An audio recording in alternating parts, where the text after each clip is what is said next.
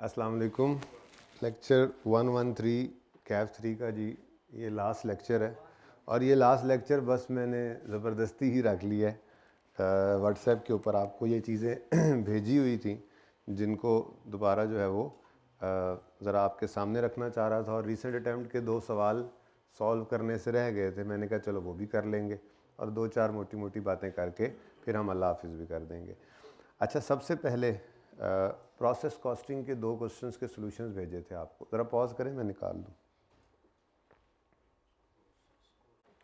जी बच्चों, तो सबसे पहले मैं बात करूँगा प्रोसेस कॉस्टिंग के अंदर 2 क्वेश्चंस का सॉल्यूशन आपको मैंने ग्रुप्स के अंदर भेजा था। उम्मीद है मिल गया होगा। वो 2 क्वेश्चंस थे, क्वेश्चन नंबर 27 और 28। असल में हुआ ये था कि हमारी जो रीसेंट अटैम्प्ट हमारी के जो सवाल थे, अगर वो मुझे मिल गया अल्लाह करके,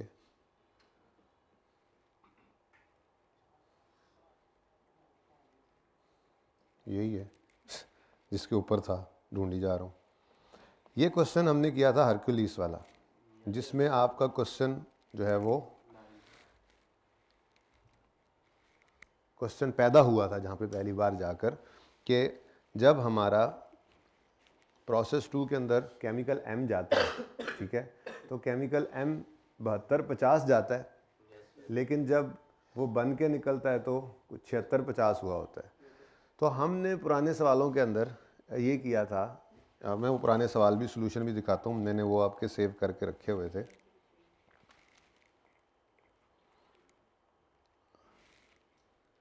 हम ये काम करते थे, ये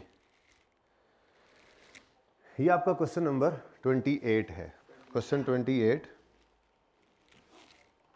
इतनी चीज़ें खुल गई हैं, किधर जावा तो की करा। ये वाला प्लेटिनम है आई थिंक। ओके ठीक है, तो 27 और 27 तो सही हो गया था। 28 सेंट्स लिमिटेड हमने ये सवाल किया था। ये सवाल का सलूशन है जो क्लास के अंदर हमने किया था, ये, और खुल जा तेरी मेहरबानी, ये देख, ठीक है जी। अच्छा, अब इसके अंदर हुआ ये था, आप यहाँ पे अगर गौर करें तो हमारे पास प्रोडक्ट P और Q बनती हैं, ठीक है।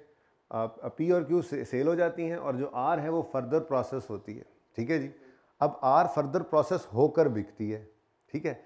अब जो इनपुट किए थे हमने वो सारे यहाँ से अगर आप देखें तो प्रोसेस अकाउंट के अंदर P, Q और R टोटल ये इतने बने थे, जिसमें से P और Q यहीं पे बिक जाते हैं और R फर्दर प्रोसेस होता है। अब जब हमने एलोकेशन जॉइंट प्रोडक्शन कॉस्ट की करनी थी तो हमने यहाँ पर प्रोडक्शन के केजीज ले लिए थे 138,384। 138,384 ये वही R के बनते हैं जो यहाँ से निकले थे, R के। ये जो उसने रेशो दी हुई थी, कहाँ पे रेशो मैंने लग, हाँ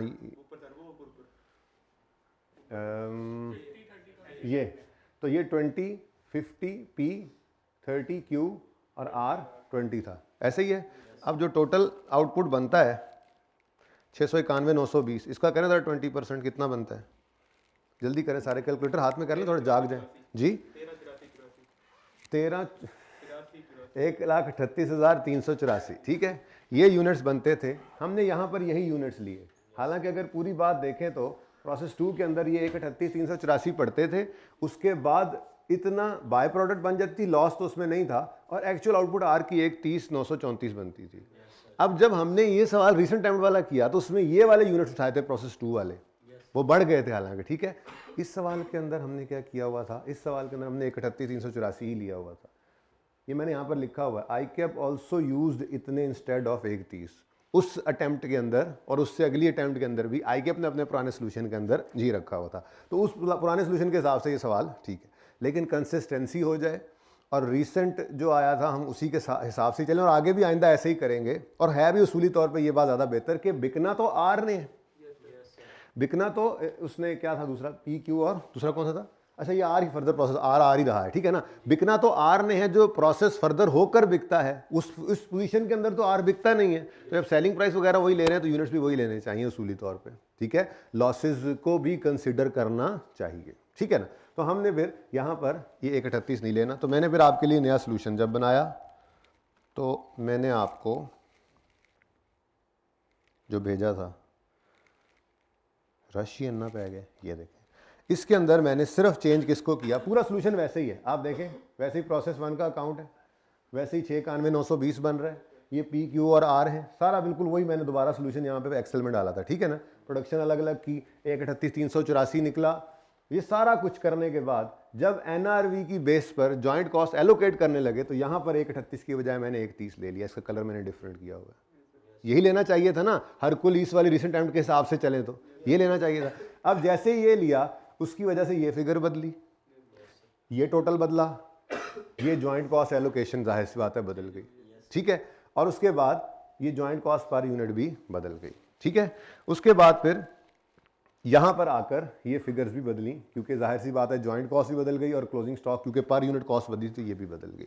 अब मकसद कहने का ये है, अगर किसी बच्चे ने यहां पर 138 ले लिया तो उसका एक आधा नंबर कट जाएगा, उसके अलावा ये वाला टोटल उसने निकाला उसके नंबर पूरे मिलेंगे, ये टोटल करके उसने इसकी बेस पर एलोकेशन की इसके नंबर पूरे मिलेंगे, फिर यहां से per unit cost in figures की बेस में निकाली उसके नंबर पूरे मिलेंगे, फिर यहां से जाके उस बच्चे ने वो फिगर्स पुट की उसके नंबर पूरे मिलेंगे। यानी अगर इन केस, ये छोटा सा पॉइंट सिर्फ आप लोगों की तसल्ली के लिए मैंने दोबारा सोल्यूशन दिया था, वरना मेरा ज़हन ये था कि मैं कहता यार बस ठीक है जो पहले किया था वो पहले वही था, अब ये यही है, लेकिन मैंने कहा चलो बच्चों की जरा तसल्ली हो जाएगी, ये मैंने आज बुलाया भी इसीलिए, ठीक है ना।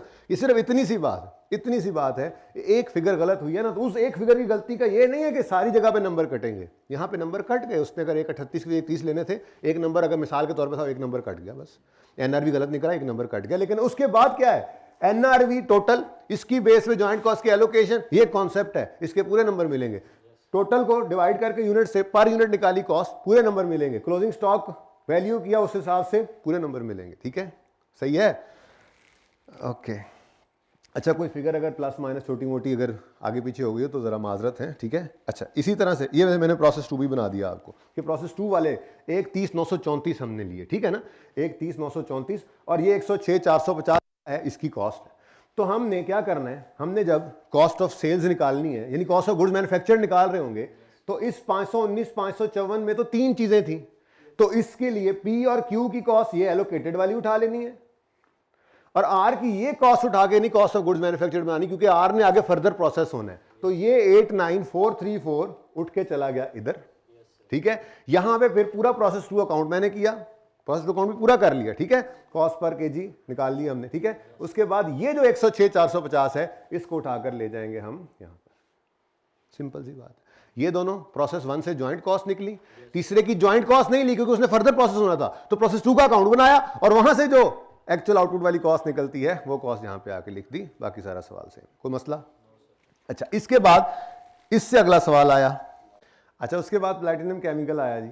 इस सवाल के अंदर भी वही मसला था, मसला ये था कि प्रोसेस 1 में J101, J202 और बाय प्रोडक्ट बनती है। J101 गालिबन फर्दर प्रोसेस होती है, नहीं ये सोल्ड हो जाती है, जो 202 जो है ये फर्दर प्रोसेस होकर J प्लस बनती है। अब J202 4500 यूनिट्स प्रोसेस 1 में बने थे, यूनिट्स लीटर्स जो भी है, ठीक है, 4500 लीटर्स बनते हैं, और जब प्रोसेस 2 से निकल रहे हैं तो वो 3400 निकल रहे हैं, इसका मतलब यहां पे भी लॉस है। अब यहां पे भी हमने क्या किया था, यहां पे भी हमने जॉइंट कॉस्ट एलोकेट करते हुए 4500 यूनिट्स लिए थे, ये लीटर्स लिए थे, ठीक है। और अगेन बात वही है, एक नंबर कटना होगा, अगर उसने काटना है तो यहां पे कट जाएगा, लेकिन आईकेएफ के पुराने सॉल्यूशंस के अंदर ऐसे ही था, इन्होंने अब इसको चेंज कर दिया। खैर ज्यादा बेहतर चूंकि अब वाला है इसलिए मैं सबको इसी के ऊपर लेके आ रहा हूं, अगर ज्यादा बेहतर पिछला होता तो मैं कहता कोई बात नहीं, जैसे करते आ रहे हैं वैसे ही करो, हम इस सवाल रिसेंट वाले को भी ऐसे ही करते। फर्क कितना पड़ता है, एक आधे नंबर का, अपनी चीजों को ज्यादा फैला के परेशान नहीं करते होते हम खुद को, ठीक है ना, सही है। अच्छा, अब हमने क्या किया था, हमने 4500 ही लिए थे। अब पहले वो वाला सोल्यूशन देखते हैं जो हमने किया था, ये यहां पे कितने यूनिट्स लिए हुए हैं, प्रोडक्शन लीटर्स कितने लिए हैं, 4500, उसकी बेस पे सारा सवाल हुआ हुआ है। ये बात समझ आती है। हालांकि प्रोसेस 2 में से ये 3400 लीटर्स बने थे और ये भी इक्विवेलेंट नहीं थे, क्लोजिंग वर्क इन प्रोसेस भी था, ठीक है ना। अब वो यूनिट्स लेकर हमने काम चला लिया, सवाल भी जल्दी हो गया था। लेकिन अगर हमने प्रॉपर अब उस सवाल को देखना है कि हाँ जी आगे जाकर लॉसेस हो रहे हैं, उसको कंसिडर करना है और यहां से जो यूनिट्स निकलने हैं वो लेने चाहिए। तो फिर इसके लिए मैंने दोबारा आपको सॉल्व करके दिया सवाल। अब इसमें क्या फर्क आया, ये जी क्वेश्चन नंबर 29। इसमें उसने कहा था कॉस्ट ऑफ सेल्स निकालो। कॉस्ट ऑफ सेल होती है opening stock finish goods plus cost of goods manufactured production cost less closing stock finish goods का, ठीक है। अब ओपनिंग क्लोजिंग तो था नहीं, कॉस्ट ऑफ गुड्स मैन्युफैक्चर्ड निकालनी है। सवाल के अंदर सबसे पहले यहां पे हमारे पास बाय प्रोडक्ट बनी, नॉर्मल लॉस आया और J101 प्लस J202 बनी, ठीक है। ये टोटल 9500 बने थे, वो 4500 और कितना था 5000 और 4500, ये 5000 और 4500 ये दोनों बन गए। अब भाई जरा बातें ना करें, ठीक है जी। यहां पर आगे जनाब ये 9500 यूनिट्स है, ओके। अब इनके अंदर ये जो कॉस्ट है, ये कॉस्ट हमने कैसे निकाली थी, ईपीयू निकाल कर इसे टोटल कॉस्ट निकाली थी, ये टोटल कॉस्ट है, ठीक है ना। ये पर यूनिट और ये टोटल, मतलब मटेरियल के हिसाब से, कन्वर्जन के हिसाब से, और ये टोटल 800 यहां पर लेकर हमने एक्चुअल आउटपुट निकाल लिया। अब इसमें दोनों की जॉइंट कॉस्ट है, इसको एलोकेट करना है, किस बेस पे करना है, एनआरवी की बेस पे सवाल ने कहा, तो अगला काम हमने किया एनआरवी की बेस के ऊपर इसकी एलोकेशन, ठीक है। तो ये जब करने निकले तो ये सेलिंग प्राइस J101 की मिल गई, पैकिंग कॉस्ट भी मिल गई, ये तो इजी था, यहां तक तो आंसर फटाफट आ गया। यहां पर हमें क्या चाहिए, यहां पर हमें फर्दर प्रोसेसिंग कॉस्ट चाहिए, ये वही 400 है, लेकिन वो 400 वहां पे शॉर्टकट से निकाल लिया था, यहां पे ऐसे निकाल लिया था, बस हमने सिर्फ इस पन्ना 42 को पकड़ा था और नीचे इक्विवेलेंट यूनिट्स ले लिए थे। बच्चे थोड़ा सा परेशान भी होते कि ईपीयू पूरा ना निकालें, तो मैंने पूरा अब इस सॉल्यूशन के अंदर सॉल्व करके वो भी दे दिया प्रॉपर तरीके से, ठीक है। वो कैसे, हमने प्रोसेस 2 के अंदर भी जाकर जो है पहले प्रोसेस 2 बनाया, मटेरियल जो रिसीव हुआ था 4500, ये कॉस्ट अभी समझ नहीं आ रही क्योंकि ये जॉइंट कॉस्ट निकलनी है, लेकिन 1542 गिवन था। उसके बाद उसने कहा था नॉर्मल लॉस 10% है, लेकिन इसकी कोई वैल्यू नहीं है और क्लोजिंग वर्क इन प्रोसेस भी है। ये मैंने क्वेश्चन मार्क इसलिए लगाया कि मुझे इसकी जरूरत नहीं थी निकालने के लिए, तो ये बैलेंसिंग भी निकल सकता था, मैंने कहा छोड़ो इसकी जरूरत नहीं है, यहां तक मैं गया हूं, ठीक है। अब ये एक्चुअल आउटपुट 3400 जो है, इसकी कॉस्ट कितनी है वो हमने निकाली इसी तरह से, ईपीयू दोबारा निकालकर, ईपीयू 3400 एक्चुअल आउटपुट है, क्लोजिंग वर्किंग प्रोसेस 650, मटेरियल के हिसाब से 100%, कन्वर्जन के हिसाब से ये मटेरियल के ईपीयू और ये कन्वर्जन के, तो मटेरियल के हिसाब से 804 और कन्वर्जन वही 400 जो वहाँ डायरेक्ट निकाल लिया था, याद आ रहा है, वहाँ पे डायरेक्ट निकाल लिया था। तो ये टोटल कॉस्ट आ गई 1204, इस 1204 की बेस पर ये 4096 बना है। ये 4096 उसी तरह से हम लेकर जाएंगे कॉस्ट ऑफ सेल के अंदर J प्लस की कॉस्ट ऑफ प्रोडक्शन, ठीक है ना, वहाँ वाली नहीं उठाई। अब तरतीब क्या बन गई हमारी, जब मल्टीपल प्रोडक्ट्स हैं तो जॉइंट प्रोडक्ट्स जो स्प्लिट ऑफ पॉइंट पे बिक जाती हैं उनकी जो कॉस्ट ऑफ गुड्स मैन्युफैक्चर्ड निकालेंगे, आप मैन्युफैक्चरिंग कॉस्ट निकालेंगे, वो ये जॉइंट कॉस्ट एलोकेशन वाली वर्किंग से उठा लिया करेंगे, ये 43-45, और जो फर्दर प्रोसेस हुआ करेगी उसकी कॉस्ट के लिए हम यहां तक आया करेंगे। ये काम हमने कई दफा किया हुआ, ठीक है। तो ये 43-45 और ये 4096, ये 43-45 और ये 4096, इसके ऊपर पैकिंग कॉस्ट भी थी, वो भी हमने ले ली, और ये हमारे पास टोटल कॉस्ट ऑफ सेल आ गई, ठीक है। अच्छा, उसके बाद जब हम जाते हैं अगले सवालों पर, तो अगले सवालों में ये मसला था ही नहीं। ये मसला इसलिए नहीं था कि इधर देखो, no loss occurs during process 2, इसका मतलब जो प्रोसेस 1 से x1 प्लस बनना था ना, इस सवाल में x1 I think further process हुआ था, ऐसे ही x2 ये देखो लिखा हो x1 इज फर्दर प्रोसेस्ड। अब वो जो x1 यहां से 55% निकलना है, वो फर्दर प्रोसेस होकर भी जितनी अमाउंट है, जितनी क्वांटिटी है उतनी रहनी है, जितने लीटर्स हैं या जो भी है, लीटर ही था ना, जितने लीटर्स हैं उतनी रहने, क्योंकि वो कह रहा है कि प्रोसेस 2 में कोई लॉस नहीं है। इसका मतलब वही यूनिट्स जो प्रोसेस 2 वाले हैं वही प्रोसेस 1 से निकले हैं, तो हमारी ये लड़ाई कोई नहीं थी। एनआरवी के अंदर हमने लेना ही कौन से यूनिट्स थे, जो पहले में से आए थे। ये अगला सवाल भी यहाँ पे हमने किया था, लेकिन ऐसे बस थोड़ा सा किया था और फिर आपको कहा था कि कैलकुलेशन आप कर लेना, ठीक है। ये देखें यहाँ पर हमने क्या किया, x1 प्लस ही लिया है और ये 261 कैसे लिया, जो ये 451,250 कैसे निकला था, 5 लाख इनपुट किए थे, नॉर्मल लॉस आया, बाय प्रोडक्ट उसने बताई हुई थी, परसेंटेज के हिसाब से ये टोटल निकला था 451,250। इसमें से x1 यहां पर 261,250 था, यही 261,250 मैंने प्रोसेस 2 का काउंट ही नहीं बनाया था, ठीक है, जरूरत नहीं थी, ठीक है। यही 261,250 जो है ये फर्दर कॉस्ट के लिए भी देखो यूज हो रहा है, और इसी को हमने यहां पर प्रोडक्शन लीटर्स में लेकर एनआरवी निकाली थी, क्योंकि इसमें कोई फर्क आता नहीं था, ठीक है ना, लॉस ही नहीं था। ऐसे ही इससे अगला सवाल भी था, ये इसके अंदर भी क्या था, इसके अंदर कॉमेट और G1 था, G1 फर्दर प्रोसेस होता था, G1 4000 प्रोसेस होकर जो ग्रेविटी बनता था वो भी 4000 है, तो यहाँ भी कोई मसला नहीं आया था, यहाँ भी वही 4000 यूनिट्स जो थे हमने एनआरवी में ले लिए। तो सिर्फ 2 सवालों के अंदर मसला था जिसका सोल्यूशन मैंने आपको भेजा। तो इसके अंदर 2 सवालों के अंदर ही मसला था, इसके अंदर कोई मसला नहीं आया। और जो हमने रिसेंट टाइम में, तो उसूल में कह रहा था, बीच में फिर कैमरा पॉज हो गया था, उसूल ये बन गया हमारा कि जब हमने एनआरवी की बेस पर एलोकेशन करनी है तो कोई प्रोडक्ट अगर फर्दर प्रोसेस हो रही हो तो उसके लॉस को कंसिडर करते हुए जो उसके आउटपुट के यूनिट्स बनेंगे वही हमने लिया करने हैं। ठीक है जी, क्वेश्चन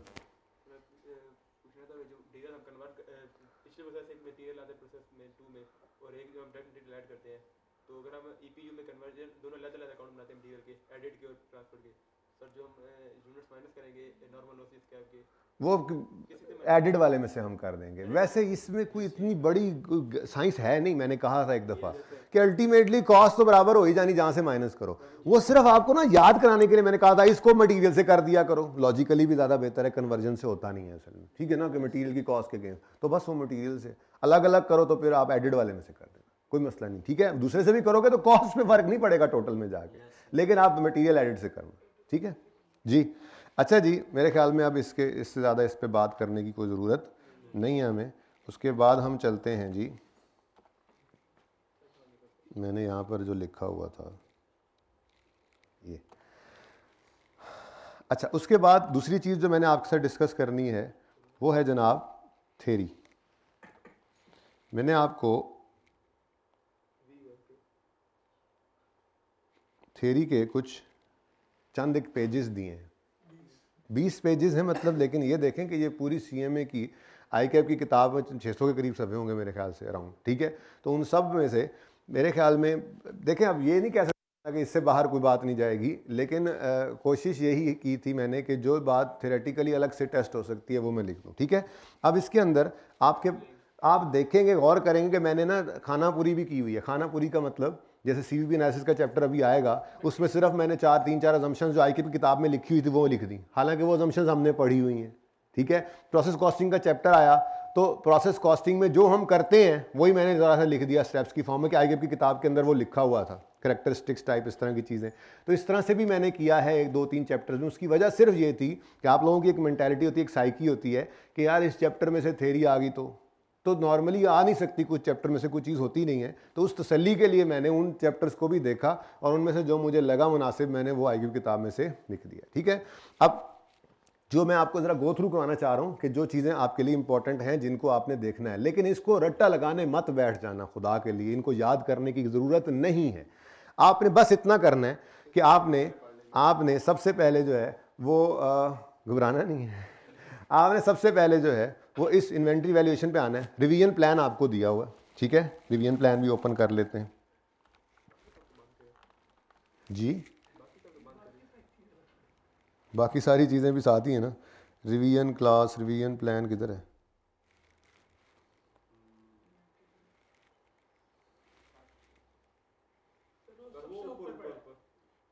ये अब रिवीजन प्लान में इन्वेंट्री वैल्यूएशन आया, ये मैंने यहाँ पर आपके लिए रिवीजन प्लान में ये थोड़ी सी सहूलत की थी, जिस पर थोड़ा सा टाइम भी लगा था कि लेक्चर की तरतीब मैं वही रखूँ, क्वेश्चंस जो है ICAP पास पेपर की अटैम्प्ट आगे पीछे हो जाए लेकिन हमारे लेक्चर्स की तरतीब वही रहे, ताकि आप हैंडआउट्स खोलते जाएँ तरतीब से। तो जब इन्वेंट्री वैल्यूएशन आपने स्टार्ट करना है तो आपने ये 1 2 3 4 5 टोटल ये 5 सवाल करने हैं बस। ठीक है, अब ये 5 सवाल करने के बाद आपने जस्ट इस सफ़े पे आना है और आके देखना है इसकी थ्योरी रिलेटेड है, और जस्ट जब भी चले, अब आप अगर 1 रिवीजन करें आप पेपर से पहले तो ये 1 बार पढ़ लेना, 2 करें तो 2 बार पढ़ लेना, इसको याद करने नहीं बैठ जाना, जस्ट पढ़ना है। आप देखो ना पढ़ने में क्या है, फंक्शन ऑफ स्टोर कीपर, क्या जी स्टोर कीपर का काम क्या है जी, उसको उसने बेसिक 4 फंक्शंस परफॉर्म करने होते हैं, गुड्स रिसीव करना, स्टोर करना, इशू करना, प्रोडक्शन को और रिकॉर्ड करना। अब ये कोई याद करने वाली बातें, एक बार बस आपने इसको पढ़ लिया, ठीक है, गुड्स रिसीव हो तो उनको ज़रा ध्यान से रखना है, और जब वो इशू करे तो ध्यान से देख कर इशू करना है कि किस सही डिपार्टमेंट को जाए, उसकी ऑथराइजेशन हो, प्रोडक्शन डिपार्टमेंट ने की, मतलब मैनेजर ने की हुई हो, ठीक है, और जो भी ट्रांजैक्शंस करे वो रिकॉर्ड कर ले। अब ये 4 बातें थी, एक बार पढ़ लेंगे आपके दिमाग में आ जाएंगी बस। ठीक है, फिर NRV क्या होता है भैया, नेट वैल्यू क्या है जी, वो जो आपको ऑर्डिनरी कोर्स में चीज़ बेचकर मिल सकता है। ठीक है, अब यहाँ पे एक लाइन लिखी, valuation of inventory lower of cost और NRV पे। अब ये क्या याद करने वाली चीज़ है, लेकिन वो अगर कह देता है कोई एक दो नंबर की बात, तो आपको पता हो कि क्या आ सकता है, ठीक है। इन्वेंट्री एनआरवी क्यों लोअर हो सकती है कॉस्ट से, कभी कभी कह सकता है ना एनआरवी, इन्वेंट्री वैल्यूएशन का सवाल दे और साथ 2 नंबर का एक पार्ट डाला हुआ हो कि रीजंस बताओ एनआरवी क्यों नीचे हो जाती है कॉस्ट से, तो ये आगे किताब के अंदर ही लिखा हुआ था, ठीक है। या IS 2 में से उठाया उन्होंने, इन्वेंट्रीज आर डैमेज, या वो ऑब्सोलीट हो गई है, या सेलिंग प्राइस उनकी कम हो गई है, या कॉस्ट टू सेल या कॉस्ट टू कंप्लीट बढ़ गई है। अब ये आपको पता है, लेकिन आपको ये नहीं पता था कि आपको पता है, तीसरा बताया गया यहाँ पे, ठीक है। एक बार पढ़ना है बस। उसके बाद एडवांटेजेस FIFO के क्या हैं, डिसएडवांटेजेस क्या हैं, एफको के एडवांटेजेस क्या हैं और डिसएडवांटेजेस क्या हैं, बस ये इंपॉर्टेंट चीज़ें हैं। इस तरह की चीज़ें इंपॉर्टेंट हैं, आ सकती हैं, लेकिन अगेन वही बात, याद करने नहीं बैठ जाना। इसका तरीका ये होता है, बस रियलिस्टिक है, ठीक है जी, क्योंकि इन लाइन है विद फिजिकल मूवमेंट, कि जो चीज़ें पहले आती हैं वो पहले निकलती हैं। फिर ईजी टू अंडरस्टैंड, फिर gives a value near to replacement cost. का मतलब क्या है, इन्वेंट्री की वैल्यू है ना, इन्वेंट्री की वैल्यू कौन सी होती है, जो फर्स्ट इन तो फर्स्ट आउट हो चुकी होती है, इन्वेंट्री मोस्ट रिसेंट रेट पे पड़ी होती है, तो कहते हैं इन्वेंट्री नजदीक रिप्लेसमेंट कॉस्ट के ऊपर वैल्यू आ रही होती है, इसकी करीब करीब मार्केट के करीब वैल्यू होती है उसकी, ठीक है। फिर डिसएडवांटेजेस क्या है, कम्बरसम है, मतलब बड़ा मुश्किल काम है। आपने वो इन्वेंट्री कार्ड आपको याद होगा, तरतीब से रखना पड़ता था आपको, 1 2 3 4 5 6 अगर आइटम्स बने तो 6 तरतीब से पड़े हुए हैं, फिर निकालना है तो पहले ऊपर वाले को निकालें, तो थोड़ा सा मुश्किल हो जाता है। फिर find difficult to compare cost and make decisions, हर एक की कॉस्ट इशू की डिफरेंट हो रही होती है। एवरेज कॉस्ट में तो एवरेज कॉस्ट होती है, सारी कॉस्ट वो इजीली लेकर चल रहे होते हैं। ऐसे 2-4 in period of high inflation inventory जो है वो मार्केट प्राइस पर, हाई इन्फ्लेशन होगी तो इन्वेंट्री की इशू प्राइस जो है वो पीछे रह जाएगी करंट मार्केट वैल्यू से, यानी कि वो पिछली वैल्यू पर इशू हो रहा होगा और करंट प्राइस जो है वो हाई होगी। तो ये कुछ बातें एक बार सिर्फ आपने इनको पढ़ना है और इस तरह से अंडरलाइन कर लेना है इंपॉर्टेंट क्या था उसके अंदर, बस वो दिमाग में रह जाएगा। ऐसे ही एफको के, ठीक है, एडवांटेजेस डिसएडवांटेजेस, तो इस तरह की। अब ये पूरा इन्वेंट्री वैल्यूएशन का चैप्टर जो है ये एक सफ़ा है, अब इससे कम तो मैं नहीं कर सकता था माजरत के साथ, ठीक है। कुछ तो हो भी सही ना, आपकी भी तसल्ली हो ना कि कुछ है। अच्छा, उसके बाद भाई जब 1 घंटे की क्लास हो जाए तो बता देना, उसके बाद फिर आधे घंटे की क्लास में 2 सवाल कर लेंगे। अच्छा, फिर जी ऐसे ही आप अगले टॉपिक में आए। असल में यहाँ पर मैंने टॉपिक, ये जो रिवीजन प्लान आपका बनाया था ना, ये ग्रिड्स के हिसाब से बनाया था, इसलिए थोड़ा सा चैप्टर्स आगे पीछे हैं ICAP की तरतीब के हिसाब से। ये बेसिकली आपका ग्रिड A है जिसके 35 से 45 नंबर की वेटेज है, तो मैंने उस हिसाब से ये बनाया था यहाँ तक, ठीक है ना। उसके बाद ग्रिड B है, तो ये इसलिए चैप्टर्स आगे पीछे हैं, ICAP की तरतीब के हिसाब से नहीं है। तो अगर इन्वेंट्री मैनेजमेंट देखनी पड़ेगी हमें, तो वो एंड में डिसीजन मेकिंग वाले पोर्शन में होगी। 30 से 40 नंबर का जो पोर्शन है, इसमें इन्वेंट्री मैनेजमेंट है, CVP है, रेलेवेंट कॉस्टिंग है और डिसीजन मेकिंग है, ठीक है जी। अब सारे ही इंशाल्लाह पक्के होंगे, क्योंकि इनके अलावा वाले, ये बच्चों को मुश्किल लगता है मामला, इसके अलावा वाले जो टॉपिक्स हैं ना वो कॉपी पेस्ट हैं, यानी डाटा गिवन होता है, आप मोस्टली करते चले जाते हैं। यहाँ स्टैंडर्ड कॉस्टिंग में थोड़ा सा आपको मसला आया था, वो भी एंड में होने की वजह से, ठीक है। तो इंशाल्लाह कोई मसला नहीं आएगा अल्लाह ने चाहा तो। बहरहाल अब इन्वेंट्री मैनेजमेंट में आएंगे आप, सबसे पहले आप अपनी तरतीब के हिसाब से, एक और चीज़ भी आपके लिए मैं करके लाया हूँ, आप इसकी भी पिक्चर ले लें। अगर कोई बच्चा, ये लेक्चर्स जो है ना ये मौजूद हैं, ठीक है, ICAP कह रहा हूँ, यूट्यूब के ऊपर ये लेक्चर्स मौजूद हैं। ये वो लेक्चर 111 और 112 हैं जो हमने रिवीजन लेक्चर्स थे। इसके अंदर मैंने ये काम कर लिया थोड़ा सा, या पता नहीं इसमें कोई टाइम थोड़ा आगे पीछे होगा तो माफ़ कर देना। अभी इस क्लास से पहले इन बच्चों को आधा घंटा पौना वेट करवाया है और फिर ये वो बना कर लाया हूँ, तो कोई गलती भी हो सकती है। इसकी पिक्चर आप ले लें।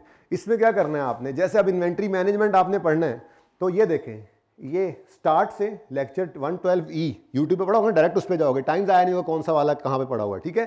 और यहाँ पर आपने आकर इस 9 मिनट की वीडियो को सिर्फ सुन लेना है इन्वेंट्री लेवल्स के लिए, EOQ के लिए, फिर उसके बाद छोड़ देना, बीच में सवाल किया हुआ था, आगे चला जाना है। फिर 24 मिनट से लेके 41 मिनट तक EOQ की रिवीजन की थी हमने, फार्मूलाज वगैरह जो जैसे मैंने बात क्लास में की थी, ठीक है। फिर उसके बाद सवाल है, इसको नहीं करना। फिर 59 मिनट से 1 घंटा 5 मिनट तक, तो ये इस तरह से रिवीजन है। तो जब ये आपने क्विकली इसको सुन लिया एक बार, तो उसके बाद फिर आप इन सवालों पर आएंगे। आपने ये सारे सवाल 11 सवाल कर लेने। ये 11 सवाल करने के बाद फिर आपने यहाँ पर आकर देखना है कि यार कोई चीज़ ऐसी तो नहीं जो थ्योरेटिकली भी आ सकती है। तो यहाँ पर लिखा हुआ है जी, बताएं जी क्यों कंपनी स्टॉक होल्ड करना चाहती है। अब ऐसी बात लिख दिया करता है सवालों को, यही थ्योरी आती है और क्या आती है, ठीक है। EOQ का सवाल दे देगा या इन्वेंट्री लेवल्स का सवाल दे देगा और साथ एक छोटा सा पार्ट डाला हुआ होगा, जरा कोई रीजन बताओ कंपनी क्यों स्टॉक मेंटेन करना चाहती है, ठीक है। तो उसके लिए जी ट्रांजैक्शन मोटिव है, प्रिकॉशनरी मोटिव है, स्पेकुलेटिव मोटिव। पढ़ोगे इनको, बड़े आसान है। ट्रांजैक्शन भाई रोजमर्रा के लिए जरूरत पड़ती है, तो होनी चाहिए। प्रिकॉशनरी भाई इतनी कम ना हो जाए कि हमारा कस्टमर लॉस हो जाए। स्पेकुलेटिव ही कल को महंगी हो रही थी तो आज ज़रा इकट्ठी खरीद लें, ठीक है। तो इस तरह के कुछ रीजन, 3 रीजन लिखे हुए। अब ये एक बार पढ़ ले, बस एक बार पढ़ लिए काफ़ी है, जहन के अंदर बैठ जाता है, उसके बाद पर्चे में आएगा लिख देंगे, ठीक है। फिर कॉस्ट एसोसिएटेड विद इन्वेंट्रीज, ये आपको पता है लेकिन फिर भी मैंने लिख दिया आगे की किताब में लिखा हुआ था, ठीक है। परचेज करने की, ऑर्डर करने की, होल्ड करने की कॉस्ट, ये 3 कॉस्ट होती थी ना, ठीक है। बस इसको एक दफ़ा पढ़ना है, एक दफ़ा बस। उसके बाद ये कॉस्ट जो है वो अपने फंड से भी फाइनेंस की जा सकती है, लोन लेकर भी ली जा सकती है। अपने फंड से करेंगे तो अपॉर्चुनिटी कॉस्ट रेलेवेंट हो जाती है, और अगर लोन लेंगे तो वो होल्डिंग कॉस्ट जो आ रही होती है उसके अंदर ये परसेंटेज के साथ इंटरेस्ट शामिल होता था। ऐसे ही होल्डिंग कॉस्ट क्या होती है, वही अपॉर्चुनिटी कॉस्ट ही होती है अगर अपने फंड से किया हुआ हो तो, ठीक है। फिर लिमिटेशंस हैं यूक्यू मॉडल की। अब उसने यूक्यू का सवाल दिया और साथ अगला पार्ट डाल दिया, describe some limitations of UQ model. अब वो क्या है, किताब के अंदर पढ़ी हुई थी, देखी नहीं थी, ठीक है। तो वो मैंने आपके लिए यहाँ पे सिर्फ एक बार पढ़ना है, ठीक है, कि एनुअल डिमांड जो है वो नॉन और कांस्टेंट है, जो कि ऐसा होता नहीं है। एनुअल डिमांड जरूरी तो नहीं है कि यही रहे, इस तरह की बातें हैं, 3-4 ये लिमिटेशंस हैं इसकी, ठीक है। कि cost per order, holding cost वो चेंज नहीं होगी। हालांकि प्रैक्टिकली ऐसा नहीं होता ऑर्डरिंग कॉस्ट पर ऑर्डर या होल्डिंग कॉस्ट चेंज ना हो, थोड़े बहुत चेंजेस आती रहती हैं, ठीक है। और non availability of discounts, basically वो कह रहा है इसकी बेस, वो जरूरी नहीं है कि डिस्काउंट्स ना हो, यूक्यू में कोई डिस्काउंट नहीं था, यूक्यू विदाउट डिस्काउंट होता है, ठीक है। जरूरी तो नहीं है कि इस तरह से हो। फिर सीजनल वेरिएशन जो होती हैं डिमांड के अंदर, वो भी तो होती हैं। तो ये कुछ लिमिटेशंस हैं। अब ये 4 लिमिटेशंस हैं, एक बार पढ़ ली, तरतीब समझ आ रही है क्या करना है आपने, ठीक है। तो इस तरह से आपने चलाना है। मैं बाकी फिर जरा बस थ्योरी को गो थ्रू कर रहा हूँ, ठीक है। ओवरहेड्स के अंदर थोड़ी सी बातें ज़्यादा, लेकिन जस्ट एक बार रीड करने वाली हैं। ये हमने पढ़े हुए हैं, बेसिक्स के अंदर ये चीज़ें पढ़ी थी, ठीक है। क्योंकि बेसिक्स के अलग से कोई उस तरह से नोट्स ये बने नहीं थे, इसलिए मैंने ये ओवरहेड्स के टॉपिक के अंदर ये कुछ बातें डाल दी थी। लेकिन पढ़ना इनको भी एक बार ही है। क्या डायरेक्ट एक्सपेंस क्या है, इनडायरेक्ट एक्सपेंस क्या है, फिर मैन्युफैक्चरिंग एक्सपेंसेस जो है डायरेक्ट मटेरियल, डायरेक्ट लेबर और प्रोडक्शन ओवरहेड्स होते हैं। कॉस्ट बिहेवियर में वेरिएबल, फिक्स्ड होता है, सेमी वेरिएबल होता है। प्रोडक्शन और नॉन प्रोडक्शन एक क्लासिफिकेशन ये है। प्रोडक्ट कॉस्ट, पीरियड कॉस्ट एक क्लासिफिकेशन ये है। जस्ट एक बार रीड करना है इनको, ठीक है। फिर ओवरहेड रेट के लिए कुछ फैक्टर्स हैं जो उसको अफेक्ट करते हैं। एक्टिविटी लेवल सिलेक्शन क्या है, एक बार इसको पढ़ लेना। नॉर्मल कैपेसिटी और एक है ये एक्सपेक्टेड एक्चुअल कैपेसिटी, यानी नॉर्मल कैपेसिटी से अगर आप आगे पीछे लेकर जाना चाह रहे हैं आप एक्सपेक्टेशन की बेस पर, तो वो क्या होती है। फिर फिक्स ओवरहेड्स को एब्जॉर्प्शन के अंदर हम ऐड करते हैं, मार्जिनल में नहीं करते, ओवरहेड निकालते हुए भी, ठीक है। सिंपल सी बातें हैं, ठीक है। और अंडर ओवर को क्या करते हैं जी, पीरियड कॉस्ट बनाना हो तो कॉस्ट ऑफ सेल में डाल देते हैं, और अगर प्रोडक्ट कॉस्ट बनाना हो तो, लेकिन हम पीरियड कॉस्ट, ये वाला कॉस्ट ऑफ सेल, ये P&L वाला ही काम कर रहे होते हैं। बहरहाल ये किताब के अंदर चूंकि लिखा होता तो मैंने ये दोनों लिख दिए कि एक आधे नंबर का पूछना ले पार्ट। तो ये 3 चैप्टर ऐसे हैं जो 1 से 2 सफ़े पे गए हैं, वरना छोटे छोटे पार्ट्स हैं, ठीक है। ये एक्टिविटी बेस्ड कॉस्टिंग क्या है, कॉस्ट पूल क्या होता है, कॉस्ट ड्राइवर क्या होता है, एडवांटेजेस क्या है, डिसएडवांटेजेस क्या है, एक बार पढ़ना। जब एबीसी के सवाल कर लो, इसको एक नज़र यहाँ से पढ़ लेना, ठीक है। और इंपॉर्टेंट पॉइंट्स को सिर्फ अंडरलाइन कर लेना ताकि जहन में रह जाए। फिर जब अगर पेपर से पहले एक और रिवीजन भी करते हो तो जब ये नहीं करना बैठ जाना कि इन 20 सफ़ों को गोटा लगाने बैठ जाओ, कोई वैल्यू एडिशन नहीं है। कोई 4-5 नंबर का सवाल आ भी गया पूरे 100 में से, तो इंशाल्लाह आपने जो 2 बार पढ़ लिया हुआ है, 2 बार पढ़ेंगे ना, एक बार आप पढ़ लिए, एक बार पेपर, नहीं 2 रिवीजन नजर आ रही है कि आपको पेपर नाइट में बंदा कुछ कर ही रहा होता है ना, तो पेपर नाइट में हर टॉपिक अगर एक सवाल आप पेपर नाइट में सिर्फ देख रहे हैं तो उस थ्योरी वाले चैप्टर को भी, इस सफ़े को भी एक नज़र सिर्फ देख तो लेंगे, तो दूसरी बात भी होगी। तो अगर 2-4-5 नंबर की थ्योरी आ भी जाती है तो अगर तो गिवन पैरामीटर्स में आई है सीधी सीधी, तो एक बार पढ़ने से भी हो जाएगी। और अगर गिवन पैरामीटर से बाहर है, उसने ऐसी कोई जनरल बात पूछ ली है, तो वो फिर चाहे आप ये सारे 20 सफ़े क्या सारी किताब भी याद करके गए हुए हैं, तो वो सबके लिए मुश्किल है, वहाँ पे आपने खुद से कुछ लिखना ही है। तो इसलिए मतलब स्मार्ट वर्क करना है, ठीक है ना। ये गिवन पैरामीटर्स में रहे तो यहाँ से निकल आएगी बात, इससे बाहर जाएगा तो सबके लिए वो 5-6 नंबर ऐसे ही होंगे कि उन्होंने अपनी डिस्कशन करनी है, तो आप भी कर देना, ठीक है। तो इस तरह से सिर्फ एक बार इसको पढ़ लेना है। लेबर कॉस्टिंग में थोड़ा सा ज़्यादा है चीज़ें, ठीक है, इसको ज़रा ध्यान से पढ़ लेना। इसके अंदर वो पूछ भी लेता है अक्सर ये चीज़, ठीक है ना।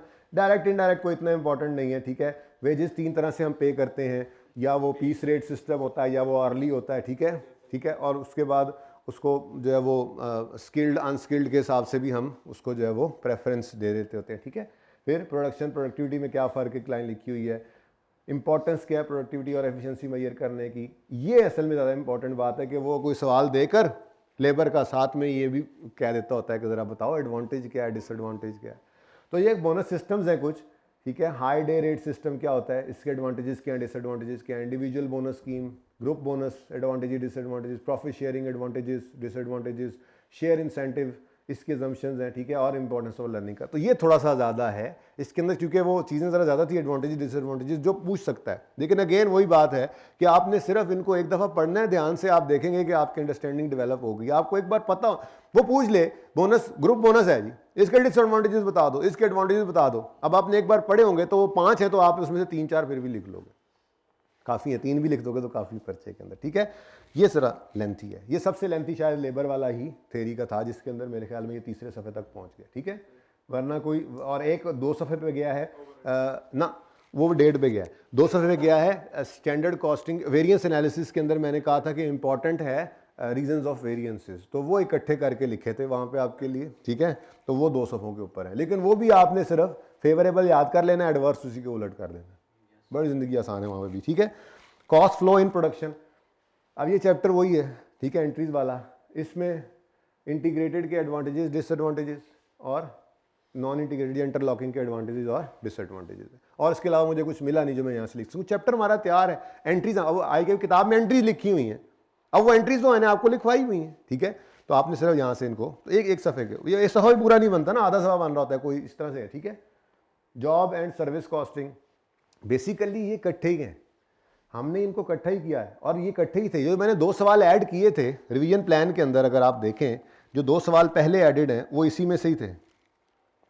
ये देखें ना, अगर ये वाले कॉस्ट ऑफ प्रोडक्शन में, ये RI लिमिटेड और मॉडर्न इंजीनियरिंग, आप आगे की किताब खोलकर देखें तो वो जॉब एंड सर्विस कॉस्टिंग वाले चैप्टर में ये 2 सवाल पढ़े, तो है ही सेम बात। तो मैंने जो आपको सफायर वाला सवाल करवाया था उसने इंटीग्रेटेड नॉन इंटीग्रेटेड वाली बात भी आपको सिखाई थी, और जॉब ऑर्डर कॉस्टिंग भी तो वही थी, job A, job B, job C कर नहीं रहते एंट्रीज के अंदर। तो ये टोटल सवाल, ये सफायर वाला एक करवाया था, ये रिसेंट अटेम्प्ट वाला सवाल है, और ये 2 सवाल मैंने ऐड इसीलिए किए थे ताकि आपकी ये तसल्ली हो जाए कि जॉब कॉस्टिंग भी हमने की हुई है, ठीक है ना। तो ये 2 सवाल उसके हिसाब से डाले थे। तो बहरहाल यहाँ पर तो सिर्फ एडवांटेज डिसएडवांटेजेस है। जॉब एंड सर्विस कॉस्टिंग में भी करेक्टरिस्टिक्स क्या है सर्विसेज की, बस थोड़ी सी बात वो कह दे, अगर एक बार पढ़ लोगे कि करेक्ट सर्विस क्या होती है, सर्विस इंटेंजिबल होती है, इनसेपरेबल होती हैं, वेरिएबल, पेरिशेबल, इस तरह की बातें ज़रा, ठीक है, आगे किताब में लिखी हुई थी, ओके। और सर्विस कॉस्टिंग डिफरेंट है मैन्युफैक्चरिंग इंडस्ट्री से किन सूरतों के अंदर, ये 2-4 बातें लिखी हुई हैं जस्ट तसल्ली के लिए कि वो सवाल लिख के आगे नंबर का पॉइंट नहीं डाल देता जो उनमें से कोई बात ना आ जाए। लेकिन अगेन मैं बार बार कह रहा हूँ, एक दफ़ा सिर्फ पढ़ना है, एक दफ़ा ज़्यादा नहीं पढ़ना भाई, घंटा तो नहीं हुआ अभी, ओके।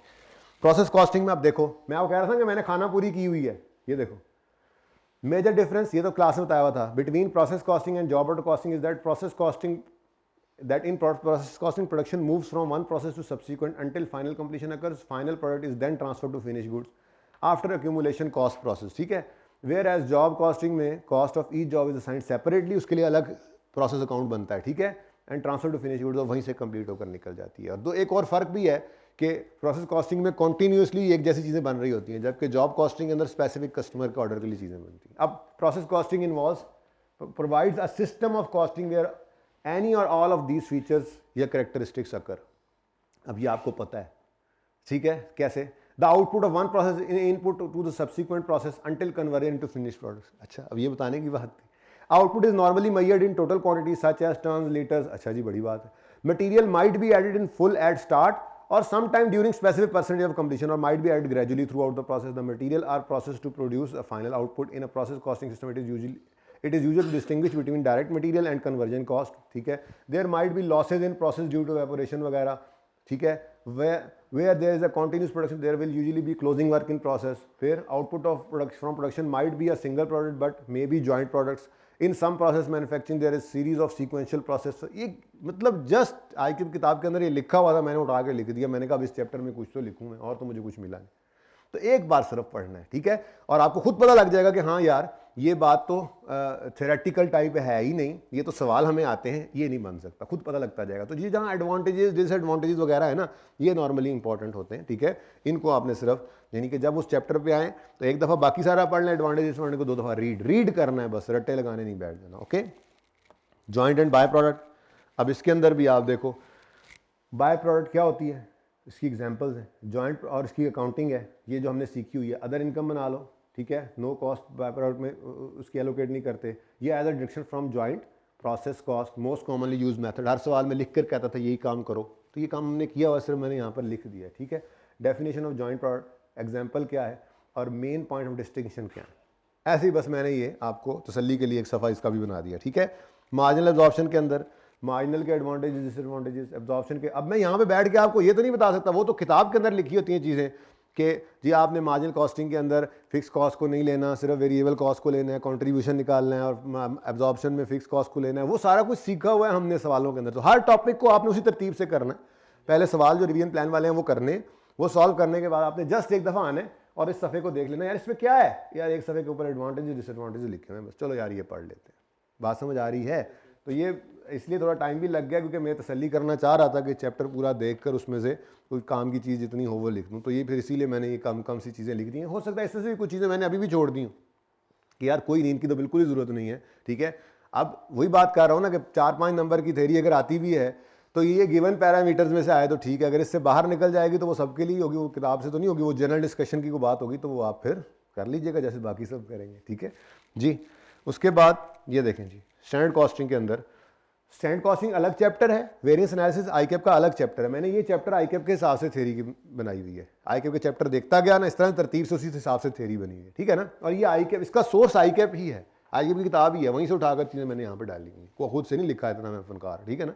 आईकैप की ही थ्योरी किताब से उठाई हुई, कहीं पे मुश्किल लगा जुमला तो को आसान कर दिया या कम कर दिया तो कम कर दिया, वरना एज इट इज़ उठा के यहाँ पे लिखा, ठीक है।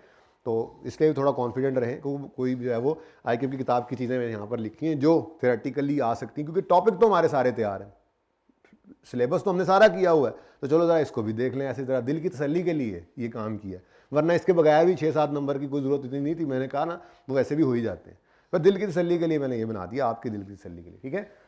स्टैंडर्ड कॉस्टिंग का पर्पज़ क्या है, ये इंपॉर्टेंट हो सकता है। फिर टाइप्स ऑफ स्टैंडर्ड, ये एक ऐसी चीज़ लगी थी कि जो हमने नहीं पढ़ी थी इस तरह से, इसको एक दफ़ा पढ़ लीजिएगा। आइडियल स्टैंडर्ड क्या होता है, जो नहीं हो सकता, अटेनेबल जो हो सकता है, और करंट जो अभी चल रहा है, बेसिक स्टैंडर्ड। ये एक दफ़ा पढ़ेंगे ना, बड़ी सिंपल सी बातें हैं। टाइप ऑफ स्टैंडर्ड पूछ ही लेता है 2-3 नंबर का कि ज़रा ब्रीफली डिस्क्राइब, तो 2-3 नंबर के अंदर आप लिख सकोगे अगर एक बार आपने पढ़ा हुआ होगा इसको, ठीक है। फिर वेरिएंस एनालिसिस क्या होता है जी, कि जब आप स्टैंडर्ड्स बनाते हैं तो उससे फिर बजट बन जाता है और फिर आप एक्चुअल रिजल्ट्स को उससे कंपेयर करते हैं और वेरिएंस एनालिसिस करते हैं। वेरिएंस के अंदर एडवर्स भी और फेवरेबल भी, दोनों तरह के वेरिएंस आते थे। अब एक आधा सवाल मैंने इसमें भी ऐड किया था जो क्लास में नहीं करवा सका था अनफॉर्चुनेटली, ठीक है। वो सवाल है ये फ़ायदा कंपनी। देखें इस पूरे ग्रिड में, जो कॉस्ट लो वाले ग्रिड में जो 20 से 30 नंबर का, इसमें प्रोसेस कॉस्टिंग है, स्टैंडर्ड कॉस्टिंग है और टारगेट कॉस्टिंग है। इस पूरे ग्रिड में एक सवाल ऐसा था मेरे हिसाब से जो हमें कर लेना चाहिए था, बाकी मैक्सिमम सवाल हमने काफ़ी सवाल किए हुए, देखें ना कितने ज़्यादा सवाल किए हुए हैं। ये सवाल कौन सा था, इसमें सिर्फ उसने क्या कहा था, रीजंस बताओ वेरिएंस के। तो मैंने कहा था चलो मैं थ्योरी नहीं भी पहुंचा सका, रीजंस नहीं भी दे सका, ये सवाल कम से कम रिवीजन प्लान में कर लेंगे ना तो उनको थोड़ा आइडिया हो जाएगा वेरिएंस के बारे में लिखना। बहरहाल ये सवाल है जिसमें वेरिएंस के रीजंस उसने सिर्फ रीजंस ही मांग लिए थे, और ये मैंने आपको रिवीजन के अंदर ये थ्योरी के अंदर डाल दिया है। रीजंस ऑफ फेवरेबल, मेरी मटेरियल प्राइस वेरिएंस, अगर फेवरेबल है तो क्या होगा, different supplier were used to charge a lower price than usual supplier, material were purchase in sufficient quantity of time, bulk purchase, material were bought that was of low quality. तो इस तरह के कुछ ये पॉसिबल रीजंस है। ये क्या है जी, पॉसिबल कॉजेज है, ओके। अब ये आपने याद कर लिया, ये उसके उलट है, एक बार पढ़ लेना, कोई एक आधा एडिशनल भी हो सकता है, ठीक है ना, सही है। तो ये material price, material usages, labour rate, labour efficiency, variable overhead expenditure, variable efficiency, fix overhead expenditure, fix overhead efficiency. जी ये याद कर लीजिएगा। याद क्या करने हैं, एक बार पढ़ना है यार। ये आपको नहीं समझ आई अभी जो मैंने पढ़ा है, आपको याद नहीं हुआ अभी तक मटेरियल प्राइस फेवरेबल क्यों हो सकता है। हमने किसी ऐसे सप्लायर से खरीदा जिसने सस्ता दिया, ठीक है, हमने जो है वो बल्क क्वांटिटी में खरीदा, डिस्काउंट मिल गया, हमने जो है वो लोअर क्वालिटी का खरीद लिया। अब एक बार आपने पढ़ा है, आपको रीजन जहन में आ गए।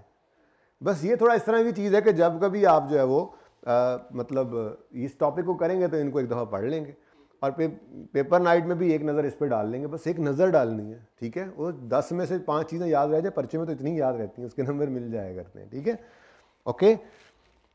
इसी तरह से सेल के वेरिएंस हैं, ये अलग इसलिए रखे हैं कि जाहिर सी बात है ये थोड़ा सा उलट हो जाता है काम ना सेल के वेरिएंसेस में, ठीक है। वो पॉजिटिव नेगेटिव हम बदल भी लेते थे, याद है ना फॉर्मूलाज के अंदर, ठीक है।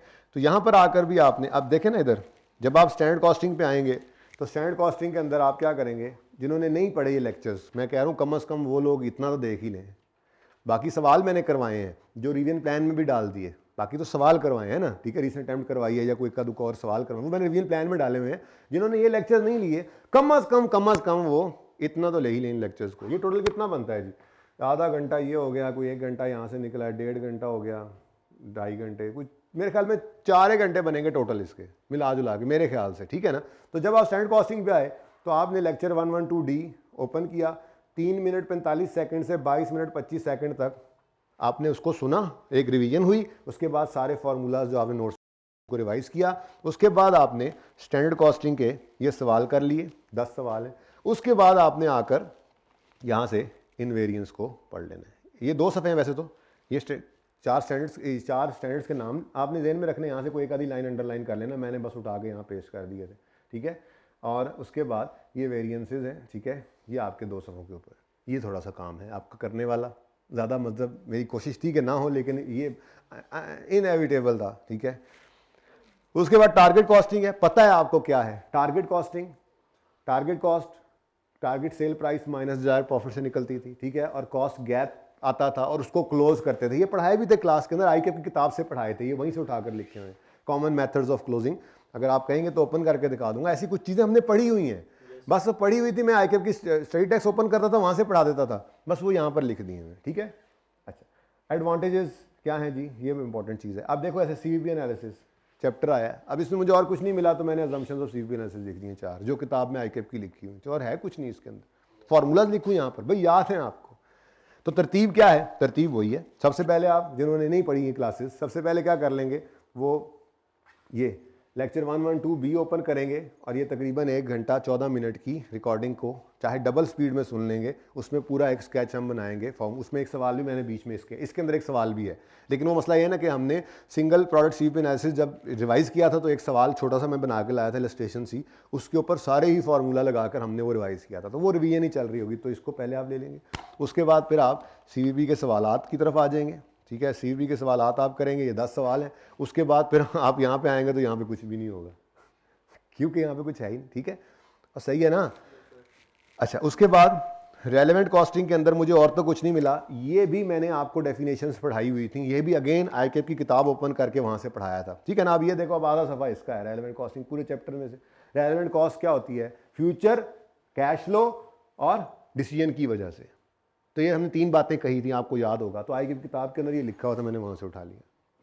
फिर टाइप्स ऑफ रेलेवेंट कॉस्ट, ये ज़रा तोड़ दिए हैं मैंने रेलेवेंट और इरेलेवेंट करके, ICAP किताब के अंदर बड़ा कंफ्यूजिंग सा करके लिखा हुआ था, यूँ लिखा हुआ था, incremental cost, differential cost, avoidable and unavoidable cost, sunk cost, committed cost, और फिर अपॉर्चुनिटी कॉस्ट एंड पे था। तो उस किताब की ज़रा तरतीब ऐसे कर दी है कि रेलेवेंट कॉस्ट की टाइप्स हैं इंक्रीमेंटल, डिफरेंशियल, अवॉइडेबल, अपॉर्चुनिटी, और इरेलेवेंट, संक, अनअवॉइडेबल और कमिटेड। तो ज़रा ये टाइप कोई 1-2 नंबर की डेफिनेशन आ जाए इसमें से, तो ठीक है, सही है। उसके बाद डिसीजन मेकिंग टेक्निक्स के अंदर, अब डिसीजन मेकिंग टेक्निक्स के अंदर हमारा अपना वो मामला था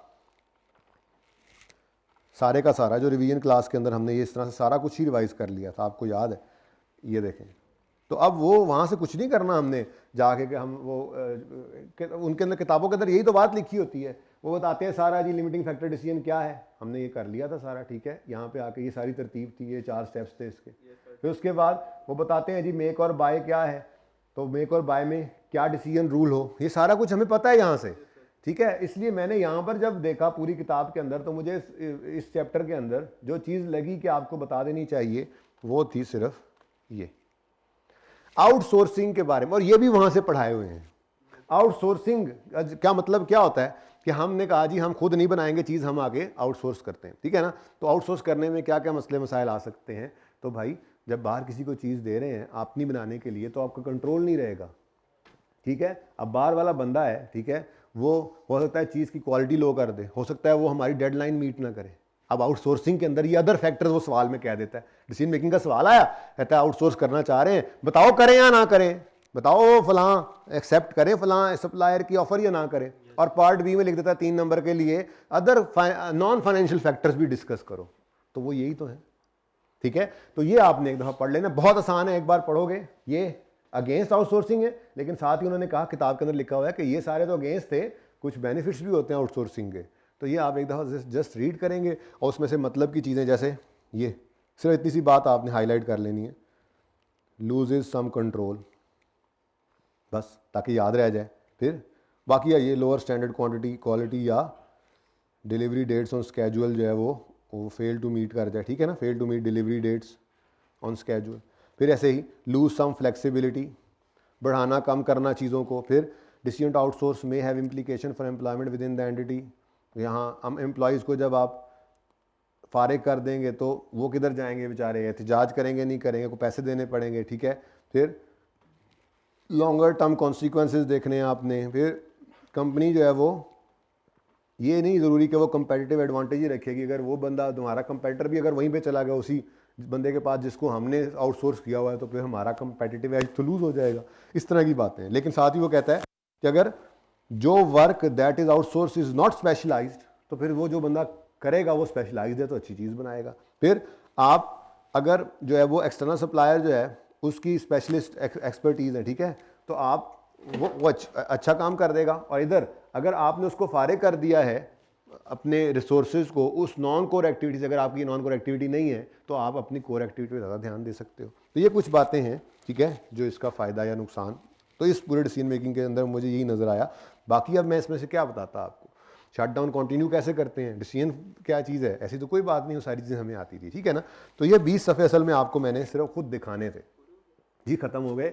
और ये 20 सफ़े जो हैं ये आपने इकट्ठे याद नहीं करने में, बार बार कह रहा हूँ, मैं ये अर्ज़ कर रहा हूँ कि जो चैप्टर करें उसके सफ़े को सिर्फ एक बार रीड कर लें, this is more than enough. ये सिर्फ आपकी तसल्ली के लिए है जो यहाँ पर मैंने ये काम करवाया, ठीक है। अच्छा जी, अब और तो मेरे हिसाब से कुछ भी नहीं रह गया सिवाय इसके कि आपको मैं रिसेंट अटैम्प्ट के जो 2 सवाल रहते थे वो आपके साथ डिस्कस कर लूँ, ठीक है। तो 1 घंटे की होगी क्लास, अब तो अभी भी 46 की हुई है, कमाल नहीं हो गया। चलने दें, फिर एक ही कर लेते हैं, ठीक है। ये इसमें क्या करता अब मैं, ये था ही ऐसे बस, ठीक है, नहीं कर सकेंगे ना आज इंशाल्लाह। अच्छा जी, आ जाएं जी। अब तो मैंने आपके साथ डिस्कस किया प्रोसेस कॉस्टिंग के जो 2 सवालों में मसला था, बाकी 2 में नहीं था। 4 एक जैसे सवाल थे ना, 2 में था, 2 में मसला नहीं था। और रिसेंट अटेम्प्ट वाला 5वां सवाल उस जैसा बनता है। ये 5 सवाल बिल्कुल एक जैसे थे, अब हमने इनका सोल्यूशन भी एक जैसा ही कर दिया, ठीक है ना, क्योंकि रिसेंट वाला सही था मेरे हिसाब से और आईकेप के पुराने सोल्यूशन के हिसाब से वो सोल्यूशन थे। लेकिन अब आईकेप चूंकि सोल्यूशन सही है इसलिए मैं इसी तरफ ले गया हूँ। हाँ, अगर इसकी लॉजिक उसकी वो लॉजिकली ज़्यादा स्ट्रॉन्ग सोल्यूशन होता तो मैं कहता उसी पे रहो, करंट वाले सवाल को भी उसी पे करते, क्योंकि मैंने आपको इफेक्ट बता दिया है। वो मैं येलो हाईलाइट इसीलिए करके लाया था सोल्यूशन के अंदर कि देखो इफेक्ट क्या है, बस ये एक फिगर है, यहाँ से नंबर कट गए। ये ना समझो कि ये सारी फिगर्स जब बदलेंगी तो सब पे नंबर कटेंगे, सब पे नहीं कटते, ठीक है ना, सही है। अच्छा जी, चलें जी, क्वेश्चन नंबर 4 रहता है और क्वेश्चन नंबर 2 भी रहता है, ठीक है। बहुत आसान सवाल है, ये इसीलिए शायद मैंने करवाए भी नहीं थे, बहुत ही आसान, ठीक है, बहुत ही आसान सवाल, ठीक है। कॉपी पेस्ट भाई कह रहे हैं, भाई कह रहे हैं पुराने पास से, पर तो फिर आपने ये सवाल तो सही कर लिया होगा, इसी के नंबर आए होंगे आपके फिर। चलें जी, अच्छा, evaluate above options and recommend the most beneficial option to TL. TL is negotiating a deal to manufacture and supply 5,000 units of product Jasmine. In this respect, following information is available. Options आ गया, अच्छा जी, ठीक है।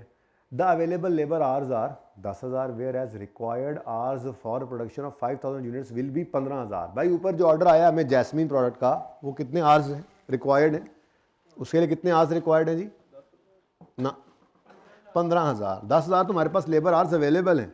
Available labour hours कितने हैं जी, 10,000। और जो हमें ये ऑर्डर रिसीव हुआ है वन ऑफ ऑर्डर ही लग रहा है ना, डिसीजन मेकिंग ही थी, लेकिन लेबर बेसिकली जो है लेबर कॉस्टिंग की ही डिसीजन मेकिंग उसने करा दी थी, ठीक है। Where as required hours for production will be 15,000। 15,000 हमें चाहिए, अवेलेबल 10,000 है। अब ऊपर वाले 5,000 का कुछ ना कोई मसला होगा, कहता है आगे, the normal labour rate per hour is 250 and overtime is paid at 150% of. इसका मतलब है कि अगर हमें 10,000 ये ऑर्डर अगर हमें करना है तो हमें 15,000 आवर्स चाहिए। 10,000 तो नॉर्मल 250 पे और बाकी 5,000 आवर्स जो है वो ये करंटली यही चल रहा है। द ओवरहेड रेट पर लेबर आवर, अच्छा ओवरहेड रेट वेरिएबल या फिक्स? हाँ, ओवरहेड रेट सिर्फ लिखा हुआ तो टोटल ही होगा, हमेशा ऐसे ही होता था, ठीक है। तो ये पर आवर गिवन है जी 240 and it is based on total fixed cost of, total fix cost कितनी है जी? 15 लाख टोटल फिक्स कॉस्ट है। और आर्स भी हमारे पास गिवन है। आर्स कितने हैं जी? यहाँ पर अगर हम डिवाइड कर दें 1.5 मिलियन को डिवाइड कर दें 10,000 आर्स से, यही नॉर्मल आर्स है ना हमारे पास, तो हमारे पास क्या आ जाता है जी? ₹150 पर आवर है, ठीक है। और ये 1 पर लेबर आवर है, ठीक है। और ये क्या आ गया हमारे पास? ये फिक्स्ड है, फिक्स्ड ओवरहेड रेट पर लेबर आवर, ठीक है। और बाकी क्या बनेगा फिर? 90 जो है वो फिर वेरिएबल बनेगा। अच्छा, अब डिसीजन मेकिंग करनी है तो फिक्स कॉस्ट अगर इंक्रीमेंटल ना हो तो वो रेलेवेंट नहीं होती है, ठीक है। अब आई कैप ने क्या किया हुआ है अपने सोल्यूशन में, मैंने सुबह देखा जब, तो आई कैप ने अपने सोल्यूशन के अंदर करंट, ऑप्शन 1, ऑप्शन 2 तीनों में फिक्स कॉस्ट ले ली है। तीनों जगह ले ली है तो भी फ़र्क कोई नहीं पड़ता है, लेकिन मेरे हिसाब से जब फिक्स कॉस्ट है वो इररेलेवेंट है, उसको यहाँ पे शो करने की ज़रूरत नहीं है। यानी उन्होंने क्या किया है, ऑप्शन 1 के अंदर उन्होंने ये काम नहीं किया अलग अलग करने वाला, उन्होंने ये 240 पूरे का पूरा जो है वो कॉस्ट बना लिया, ओवरहेड की कॉस्ट बना ली, फिक्स्ड भी। और बता देता हूँ ऑप्शन, तीनों ऑप्शंस के अंदर ये 15 लाख उन्होंने तीनों ऑप्शन में रख दिया है। हम 15 लाख तब रखे, 15 लाख तो वैसे वो असल फिक्स कॉस्ट थी ना, बजटेड फिक्स कॉस्ट थी, वो तो हमारे लिए रेलेवेंट है, ठीक है। अगर कोई इंक्रीमेंटल आ गई तो फिर हम लेंगे, वरना हम छोड़ देंगे। डिसीजन पे कोई फ़र्क नहीं पड़ेगा, अगर 15 लाख तीनों जगह ऐड कर दें या 15 लाख तीन जगह इग्नोर कर दें, कोई फ़र्क पड़ता है नहीं, ठीक है। अच्छा, इन view of unavailability of required labour force, management is considering to adopt measures for improving labor efficiency. In this respect, following options are under consideration. A piece wage system at the rate of 900 per unit. Piece wage system का मतलब क्या होता है? यानी 15,000 units अगर बनाने हैं तो इंटू 900, 5,000 यूनिट्स बनाने हैं तो इंटू 900 रुपये, ठीक है। लेकिन वो कहता है it is expected to improve current labour efficiency by, अच्छा अब यहाँ पर भी हम सिंपल ही रखेंगे जैसे हम आज तक सिंपल तरीके से करते आए हैं, ठीक है। यहाँ भी मैं आई कैप के ये इस एक फैक्टर में आई कैप के सोल्यूशन से भी जो है वो हम डिफरेंस करेंगे, ठीक है। वो मसला नहीं, डिसीजन में फ़र्क नहीं पड़ेगा, सादा सी बात है। लेबर की कॉस्ट तो ये सिर्फ कन्वर्जन कॉस्ट निकल रही है, बाय द वे मटीरियल वगैरह उसने नहीं बताया हुआ, ठीक है ना। डिसीजन मेकिंग करनी है हमने सिर्फ कन्वर्जन की कॉस्ट है। कन्वर्जन क्या होती है? लेबर और ओवरहेड्स, ठीक है ना। तो लेबर की कॉस्ट तो आ गई 5,000 इंटू 900, लेकिन ओवरहेड्स भी तो हैं। अब ओवरहेड्स का रेट हमने निकाला है अभी थोड़ी देर पहले, नहीं निकाला, वहाँ वर्किंग में निकाल लेंगे, 90 रुपये ज़बानी निकाला हुआ, ठीक है। वो 90 रुपये पर लेबर आवर है। अब कितने लेबर आवर्स लगने हैं? 15,000, हाँ 10 भी नहीं लगने, 15 भी नहीं लगने, हाँ जी 15,000 लेबर आवर्स चाहिए। लेकिन अगर पीस वेज पे पर यूनिट वाले पे आए तो एफिशिएंसी बढ़ जाती है, वो 15,000 आवर्स नहीं चाहिए हो गया। अभी हम 15,000 इंटू 25% कितना बनता है? हाँ 15,000 लेबर आवर्स इंटू 25%, वही मतलब 75 करना है ना बेसिकली। तो मैंने ये करना है, वो अलग अलग करना पड़ेगा, ठीक। कितना आता है? ये कितना आता है? 3,000, चलो वो तो ठीक है 11,000। मैं ये कह रहा हूँ कि 3,750 आवर्स सेव हो जाएंगे। एफिशिएंसी इंप्रूव होने का मतलब क्या होता है? आवर्स कम होंगे, ठीक है भाई। ये इनके लिए थेरी वाले लाए हो हैंड आउट, चलो जो आए हैं बच्चे उनको थेरी के हैंड आउट्स भी फिर मेरी तरफ से गिफ्ट हो गए हैं। सारे आते तो सबको दे देता, अब आए नहीं, 7 बच्चे 6 बच्चे आए। ज़रा पॉज करें यार। अच्छा जी, तो एफिशिएंसी इम्प्रूव होने का मतलब होता है कि अब टाइम कम लगेगा। तो टाइम कम लगेगा तो हमने एक उसूल बनाया था कि वेरिएबल ओवरहेड्स हमेशा प्रोडक्टिव आवर्स के ऊपर होते हैं, तो प्रोडक्टिव आवर्स तो कम हो जाएंगे ना। अब तो 11,000 समथिंग आप कह रहे थे, ठीक है। अच्छा, उसके बाद ऑप्शन 2 क्या है? कहता है अब बोनस ऑफ 120 पर यूनिट दे दो अगर unit is completed with in 90% of the given time. कि जो टाइम एक यूनिट का बनता है ना, मिसाल के तौर पे अगर 5,000 यूनिट्स, हाँ 3 आवर बनते हैं ना, डिवाइड बाय 5,000। वो कहता है कि अगर 3 लेबर आवर्स चाहिए थे ना, अगर वो इससे पर यूनिट कम टाइम लेते हैं, 90% तक ले आते हैं, कितना बनता है वैसे? वैसे इसकी ज़रूरत नहीं पड़ेगी, डायरेक्ट कर लेंगे, लेकिन वैसे हैं वो, यानी ये कह रहे हैं अगर आपने 2.7 लेबर आवर्स या उससे कम टाइम में अगर यूनिट बना लिया ना, तो आपको हर उस यूनिट का के ऊपर जो आपने इतने टाइम या उससे कम में बनाया है 120 रुपये का आपको जो है वो बोनस मिलेगा, ठीक है।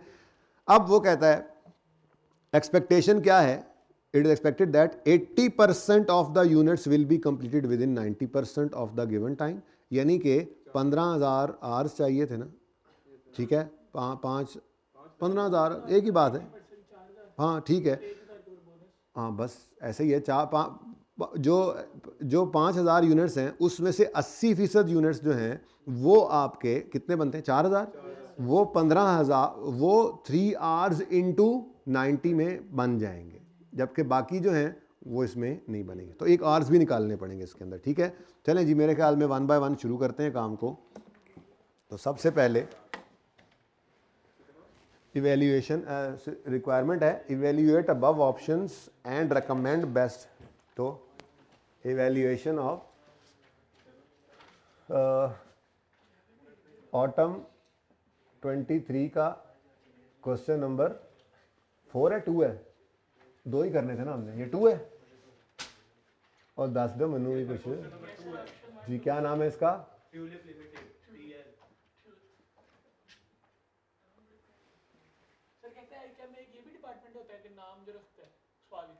डिपार्टमेंट होता है या नंबर होता है? अच्छा चलो,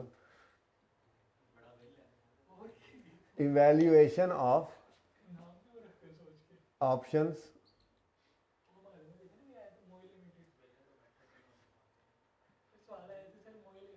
किसका, किस मॉक में आया है? मैं बस चेक, मैं सेट करता हूँ सर को।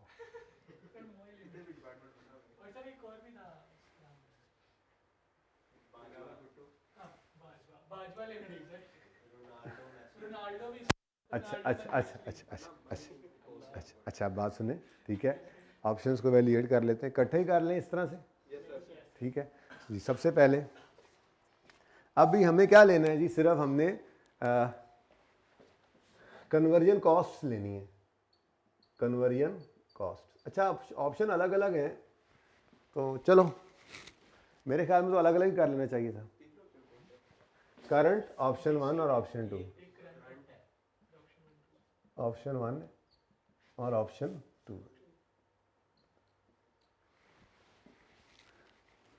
जी। ऑप्शन 1 की अगर बात करें तो वैसे इनको अलग अलग करना चाहिए था, वर्किंग ज़्यादा हो जाएगी, चलो कोई बात नहीं, ठीक है। ऑप्शन 1 ये करंट ऑप्शन की बात करें तो करंट ऑप्शन के अंदर हमें 15,000 आवर्स चाहिए, 10,000 आवर्स 250 के हिसाब से लगेंगे और बाकी 5,000 सीधा सीधा सवाल है, ठीक है ना, वो 250 250 इंटू 50% पे लगेंगे, और वेरिएबल ओवरहेड्स जो हैं वो पूरे 15,000 आवर्स पे लगेंगे, और वो हमने 90 जो निकाले थे उसकी वर्किंग छोटी सी शो कर देंगे, ठीक है। तो रुपीज़ इन थाउजेंड में करते हैं, लेकिन यार ये तो बहुत लेंथी काम निकल जाएगा, अलग अलग बेहतर नहीं है, चलो शुरू कर दें, अब देखी जाएगी फिर।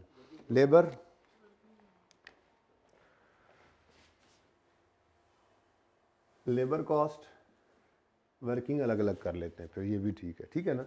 लेबर कॉस्ट वर्किंग 1 में कर लेंगे, और वेरिएबल ओवरहेड्स कॉस्ट के लिए फिर वर्किंग 2 बना लेते हैं, ठीक है। और बस ये 2 कॉस्ट ही हैं, ठीक है, ये 1 बाय 1 निकाल लेते हैं। और उसके बाद फिक्स कॉस्ट आई कैप ने अपने सोल्यूशन के अंदर, अगर आप देखेंगे मैं दिखा भी दूंगा आपको, आई कैप ने उसको लिया हुआ था फिक्स कॉस्ट को भी, मेरे ख्याल में वो रेलेवेंट नहीं है, जब तीनों केसेस में 15 लाख की फिक्स कॉस्ट रहनी है तो लिखने से कोई फ़र्क नहीं पड़ता, ना लिखें तो ज़्यादा बेहतर है, अपने उसूल के ऊपर कायम रहें, ठीक है। तो सबसे पहले जनाब लेबर कॉस्ट हम निकालते हैं जी, ठीक है। लेबर कॉस्ट ऑप्शन 1 की,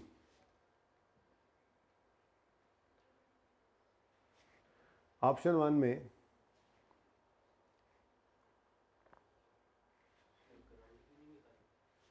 हाँ करंट की, करंट ऑप्शन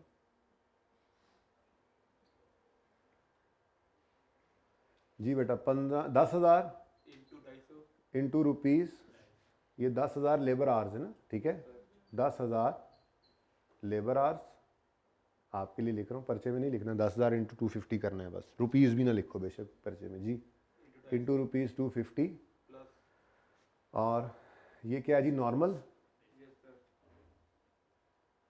और over time 5,000 labour hours into rupees 250 into 150% जी, 2500 और 1875, टोटल कितना हो गया जी, ये हाउ कम,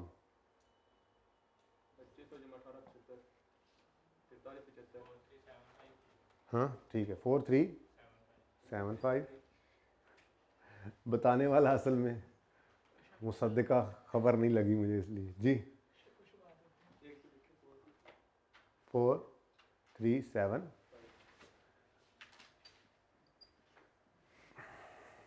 जी। उसके बाद ऑप्शन 1 की बात कर लें, ऑप्शन 1 में उसने क्या कहा है जी, पीस वेज पर चले जाओ, किस पे चले जाओ, पीस वेज पर, 5,000 यूनिट्स बनाने हैं तो हर यूनिट के ऊपर 900 रुपया पे कर दो। अच्छा साथ साथ ओवरहेड्स को भी करते ना जाए, ओवरहेड्स को भी साथ साथ ही ना करते जाए। करंट ऑप्शन, वर्किंग टू, हाँ इधर ही करंट ऑप्शन, आप बाद में सही कर लेना, करंट ऑप्शन में वो तो वहीं पर भी आ जाने थे वेरिएबल ओवरहेड्स, तो चलो खैर अब यहाँ पे चल ही रहे हैं तो जी, 15,000 लेबर आवर्स है इंटू रुपीज़ 90, अब ये रुपीज़ 90 कैसे निकला है, इसके लिए 2.1 वर्किंग कर ले, 15,000 लेबर आवर्स थे जी, तो वर्किंग नंबर 2.1 है जी बच्चों।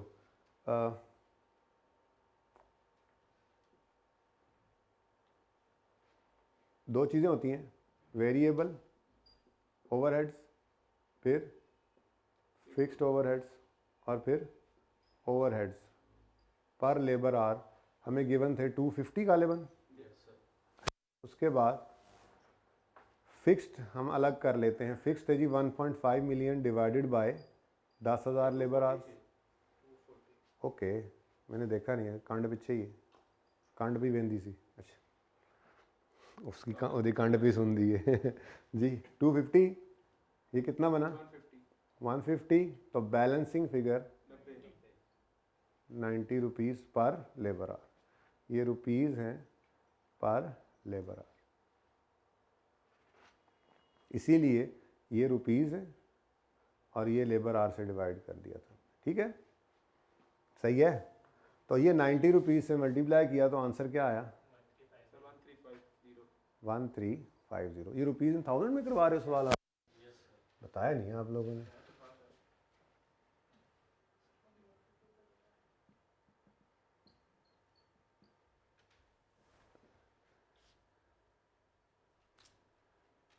जी तो 1350,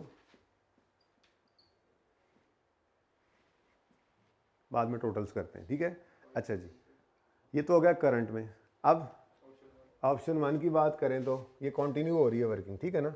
ऑप्शन 1 में कहता है पीस वेज पे चले आओ, 5,000 यूनिट्स बनाओ into rupees 900 per unit, 5,000 units into rupees 900 per unit जी, 4500, और कुछ यहाँ पे तो है ही नहीं, बस यही था 4500,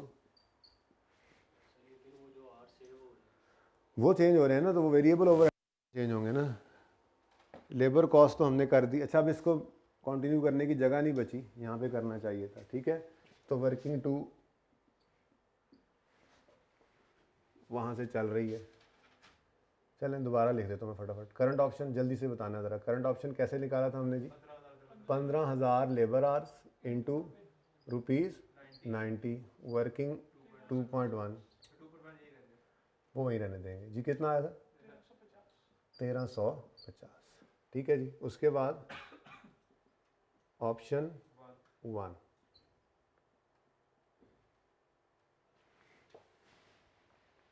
ठीक है जी।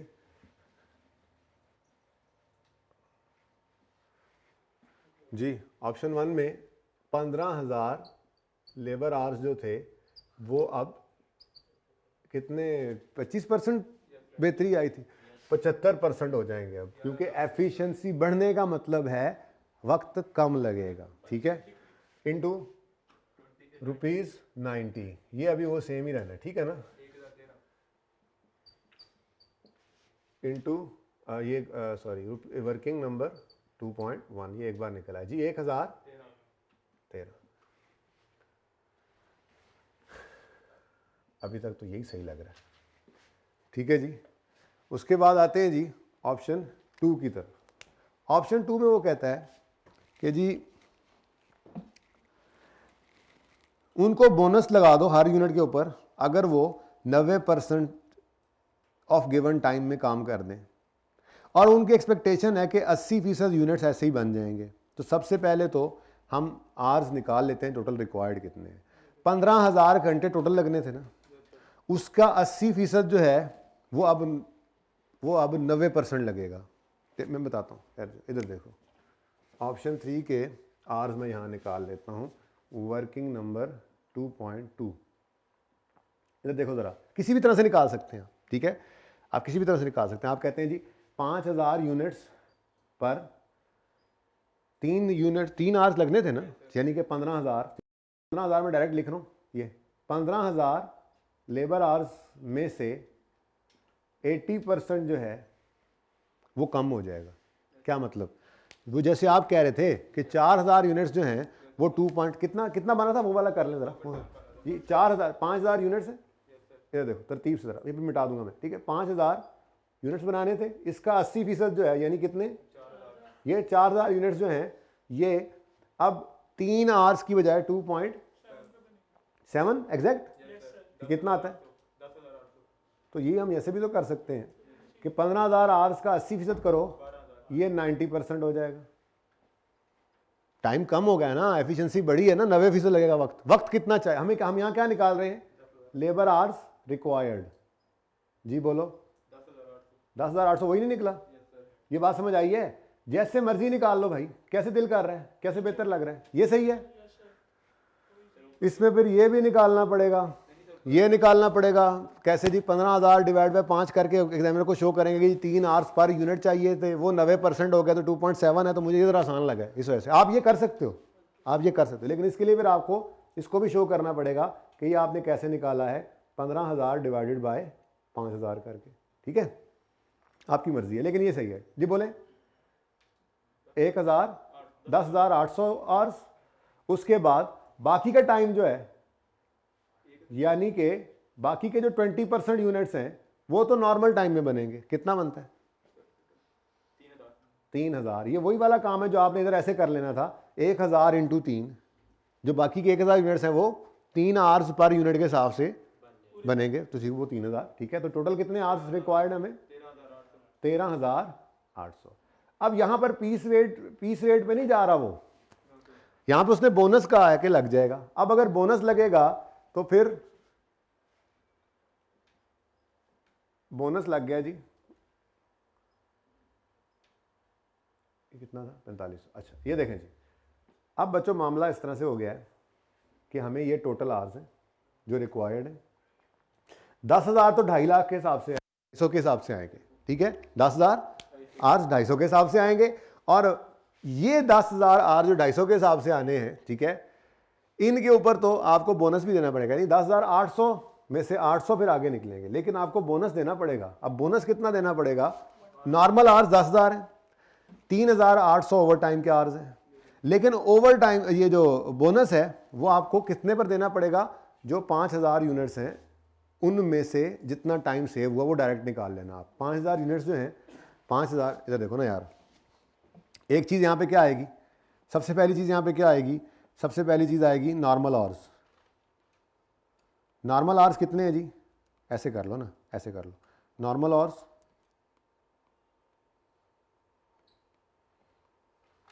10,000। ये किस पर आ जाएंगे? 250 पर।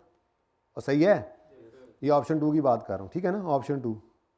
उसके बाद ओवर टाइम के आवर्स आएंगे। ओवर टाइम आवर्स कितने होंगे जी? टोटल चाहिए कितने? टोटल चाहिए कितने? 10,000, ये 13,800 घंटे चाहिए हमें। इसका मतलब 3800 घंटे जो है उन्हें ओवर टाइम पे हमें पे करना पड़ेगा। वो कितना है जी?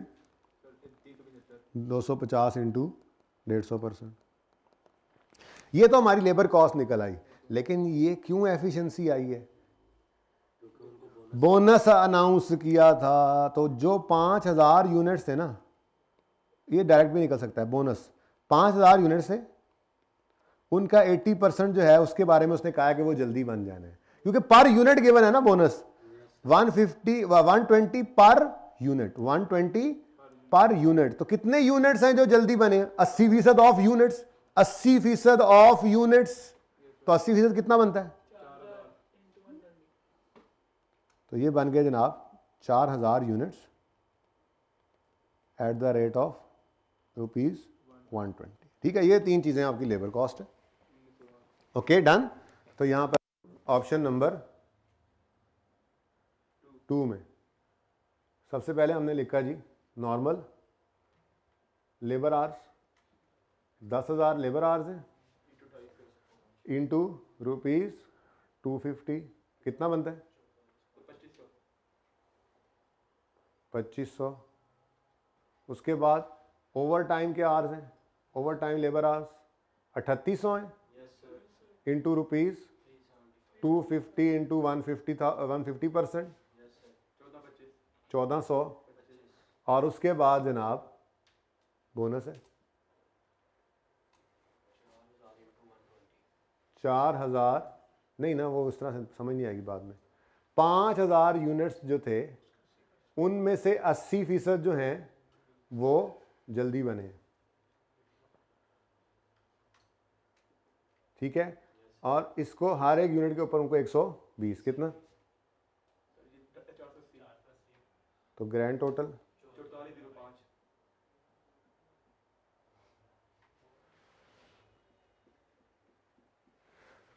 ओवरहेड्स की बात करें तो इतना ज़रा थोड़ा राशि पे आ गया है ना। ओवरहेड्स की बात करें तो जी 13,800 लेबर आवर्स है, वर्किंग 2.2। ये 2.2 क्यों की हमने वैसे?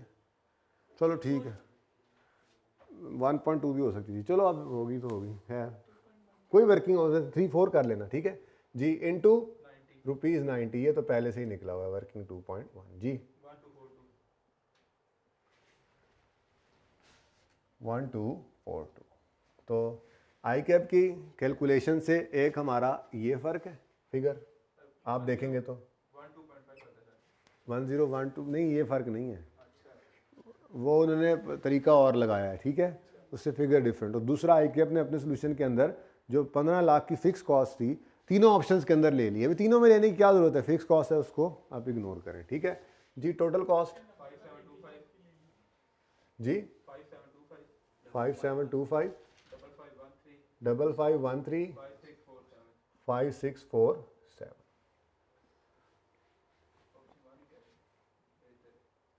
करंट भी सही नहीं है, ऑप्शन 2 भी सही नहीं है, पीस रेट वाला सही है। तो क्या है जनाब? मोस्ट बेनिफिशियल ऑप्शन इज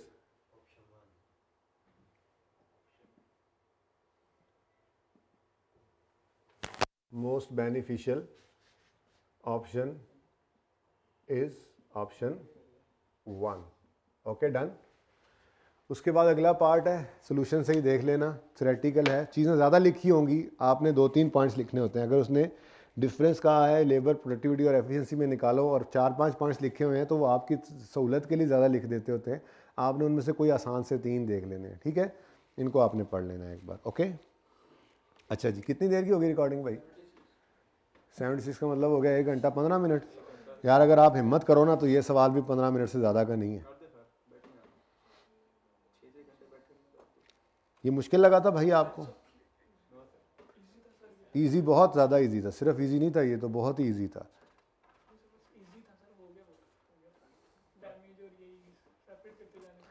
इसमें ना जनाब एक दो बातें बस छोटी छोटी ऐसी थी जो थोड़ी सी कंसर्निंग थी। एक ये पॉइंट थोड़ा सा प्रॉब्लमेटिक था, ठीक है। और दूसरा ये भी सवाल आपने कर लिया खुद, आपने कहा होना कि सर ने लगता है ये नहीं करवाने, 2 सवाल रह गए, बाकी तो सारा पेपर हमने कर लिया था ना। ये इतने आसान थे कि ये आप खुद भी कर सकते थे। यानी ये 9 नंबर का सवाल है, 7 नंबर तो इसमें से आपने ले ही लेने थे। रिक्वायरमेंट है, ये 10 मिनट का सवाल है, हम 15 लगा लेंगे। चलो, determine the value of closing inventory of raw material and cost of raw material consumed after taking into account the above adjustments for the quarter ended 31 दिसंबर। तो वैल्यू ऑफ क्लोजिंग स्टॉक चाहिए, value होती है lower of cost और NRV, पता है ना आपको, ठीक है, लोअर ऑफ कॉस्ट और एनआरवी। और ये सिर्फ कॉन्सेप्ट आता ही इस पे था, इस पॉइंट पे लगा था, बाकी किसी पे एनआरवी का मसला था ही नहीं। और रॉ मटेरियल कंज्यूम्ड ये कैसे निकलेगा जी, पता है आपको रॉ मटेरियल कंज्यूम्ड कैसे निकलता है? कैसे? Opening stock raw material plus production,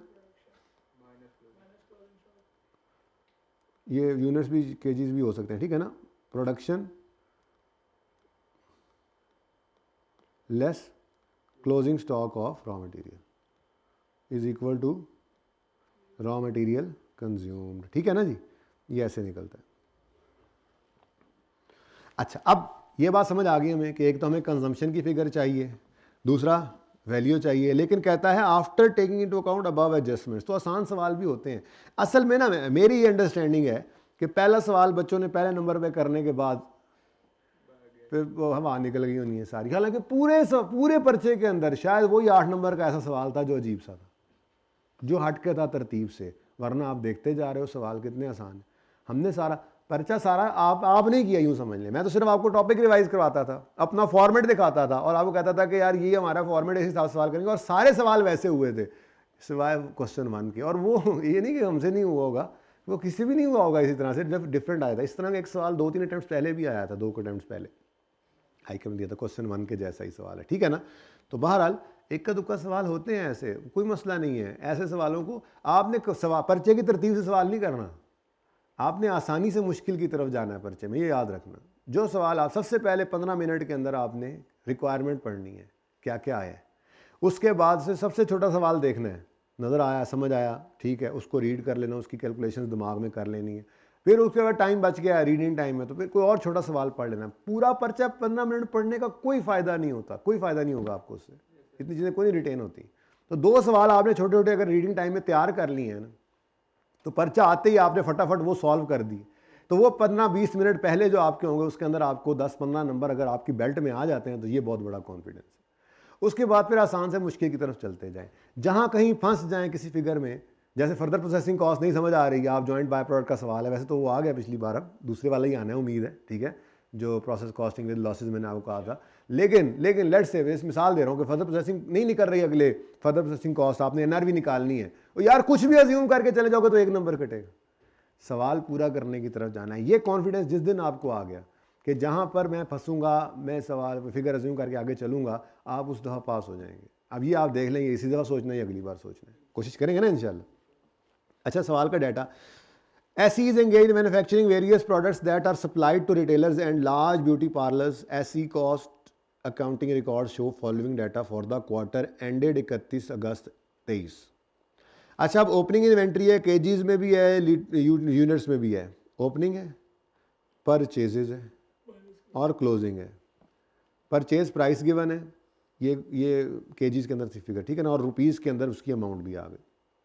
अब ओपनिंग इन्वेंट्री पता नहीं है कितनी वैल्यू है इसकी, ओपनिंग की वैल्यू पता नहीं कितनी है, अगर टोटल मैं रुपीज़ की अगर बात करूं तो पता नहीं। फिर परचेजेस जो हैं वो बिल्कुल पता है, वो ये पड़ी है, परचेजेस प्राइस पर केजी परचेज की आ रही है, तो ये तो हमारे पास आ गया इधर, ठीक है, 54 250 000, मैंने वैसे ही दोबारा इधर लिख लिया, ठीक है ना, और सही है, वो यूनिट्स है ना, तो उसके रुपीज़ मैंने लिखे हैं यहाँ पे ज़बरदस्ती करके।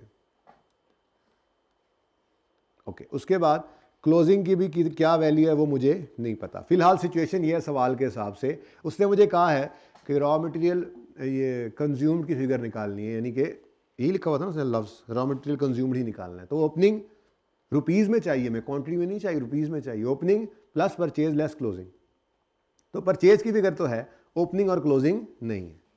पॉइंट 1 में कहता है SE uses perpetual inventory system, मतलब इन्वेंट्री का कॉस्ट कार्ड बनता है प्रॉपर, और इन्वेंट्री का लेजर बनता है, इन्वेंट्री खरीदने पर एंट्री, इन्वेंट्री डेबिट, क्रेडिट होती है वगैरह वगैरह, और रखते हैं उसको FIFO पर। इन्वेंट्री परपेचुअल है, method perpetual inventory system, FIFO, ठीक है। द वैल्यू, शुक्र है, the value of opening and closing inventory of raw material as per general ledger were 10.25 million and 15 लो जी मिल गया 10.25 मिलियन, 10.25 यार मिलियंस में ना लिख लें, 54.25 और ये 15.7 मिलियन। लो जी, ये तो कंज्यूम की फिगर निकल आई। आगे वो कहता है any adjustment in fair value of inventory due to NRV और excess shortage are accounted for directly to. हालांकि हमने ये पढ़ रखा है कि NRV लॉस को हम कॉस्ट ऑफ सेल में चार्ज करते हैं, cost of sale debit inventory credit, लेकिन अब नहीं कर सकते, पाबंद हो गए। अब उसने कह दिया है कि इसको P&L में, तो उसकी एंट्री होगी P&L डेबिट इन्वेंट्री क्रेडिट। अगर कोई NRV लॉस आता है, कोई शॉर्टेज आता है, तो फिर P&L एक्सपेंस है ना, NRV लॉस या शॉर्टेज नुकसान है ना, इन्वेंट्री क्रेडिट, तो कॉस्ट ऑफ सेल डेबिट नहीं करना बल्कि P&L डेबिट कर देना। और अगर एक्सेस आ गया तो फिर इन्वेंट्री डेबिट, तो कॉस्ट ऑफ सेल क्रेडिट नहीं करना, P&L क्रेडिट कर देना। वो ये कह रहा है, ठीक है। अच्छा आगे कहता है in view of prevailing inflation supplier of raw material had increase prices by 25 at the start of quarter, that is यकम जून 23। हम 31 अगस्त पे खड़े हैं, तो जून 23 से जून, जुलाई और अगस्त, यही वाला क्वार्टर है, ऐसे ही है ना। तो इस दिन पहले दिन ही खड़े होकर उसने प्राइसेस जो हैं वो बढ़ा दी हैं 25%। इसका मतलब जो ओपनिंग इन्वेंट्री है ये ओल्ड प्राइस पर पड़ी है, ऐसे ही है, और सही है ना, और बोलो, और ये न्यू प्राइस पर है। Okay done. अच्छा चलो, अब कितनी है, ये 125% पर है, 25% बढ़ाया था ना उसने, और ये जो है वो 100% पे है, ये 100% पे है, ठीक है। साकिब आप कॉलेज आके दे दें असगर को, मैं क्लास में हूँ।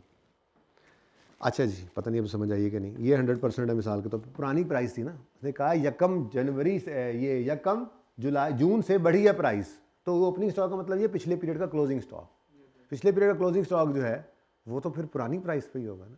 और इस पीरियड की परचेजेस सारी की सारी जो हैं वो यानी कि ये सारी प्राइसेस जो हैं ये 25% इंक्रीज के बाद वाली हैं, ये परचेज फॉर द ईयर होती है, ठीक है ना बेटा।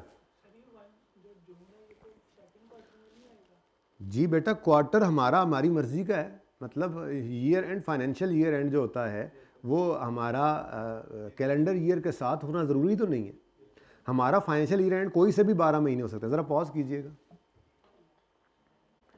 तो ये सारे के सारे जो हैं ये इंक्रीज प्राइस में। अच्छा जी, मैं अर्ज़ कर रहा था कि आपका कैलेंडर ईयर जो है वो जनवरी से दिसंबर है, आपका फाइनेंशियल ईयर वो यकम अप्रैल से 31 मार्च भी हो सकता है, वो यकम जुलाई से 30 जून भी हो सकता है, वो यकम अक्टूबर से 30 सितंबर भी हो सकता है, वो यकम मार्च से 28 फरवरी भी हो सकता है। आपका फाइनेंशियल ईयर एंड कोई से 12 महीने हो सकते हैं।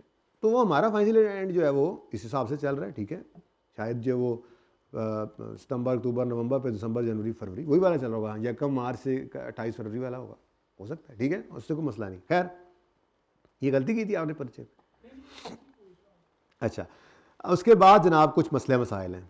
कहता है a review of records has revealed following, issuances of raw material A has erroneously been recorded using LIFO method instead of FIFO. बच्चों ने बड़ा शोर मचाया ये पेपर के बाद, सर लाइफो आ गया था, और वैसे आईकेप की ज्यादती ये है कि ये अब ना अकाउंटिंग स्टैंडर्ड्स में है ना कॉस्टिंग की किताबों के अंदर है। लाइफो एक पुराना ऑब्सोलीट, मैंने पढ़ना भी शुरू किया था उससे पहले हमारे उस्तादों ने जब पढ़ा होगा वो हमें बताया करते थे कि उस ज़माने में लाइफो होता था। तो लास्ट इन फर्स्ट आउट, ठीक है ना, यानी कि उलट काम।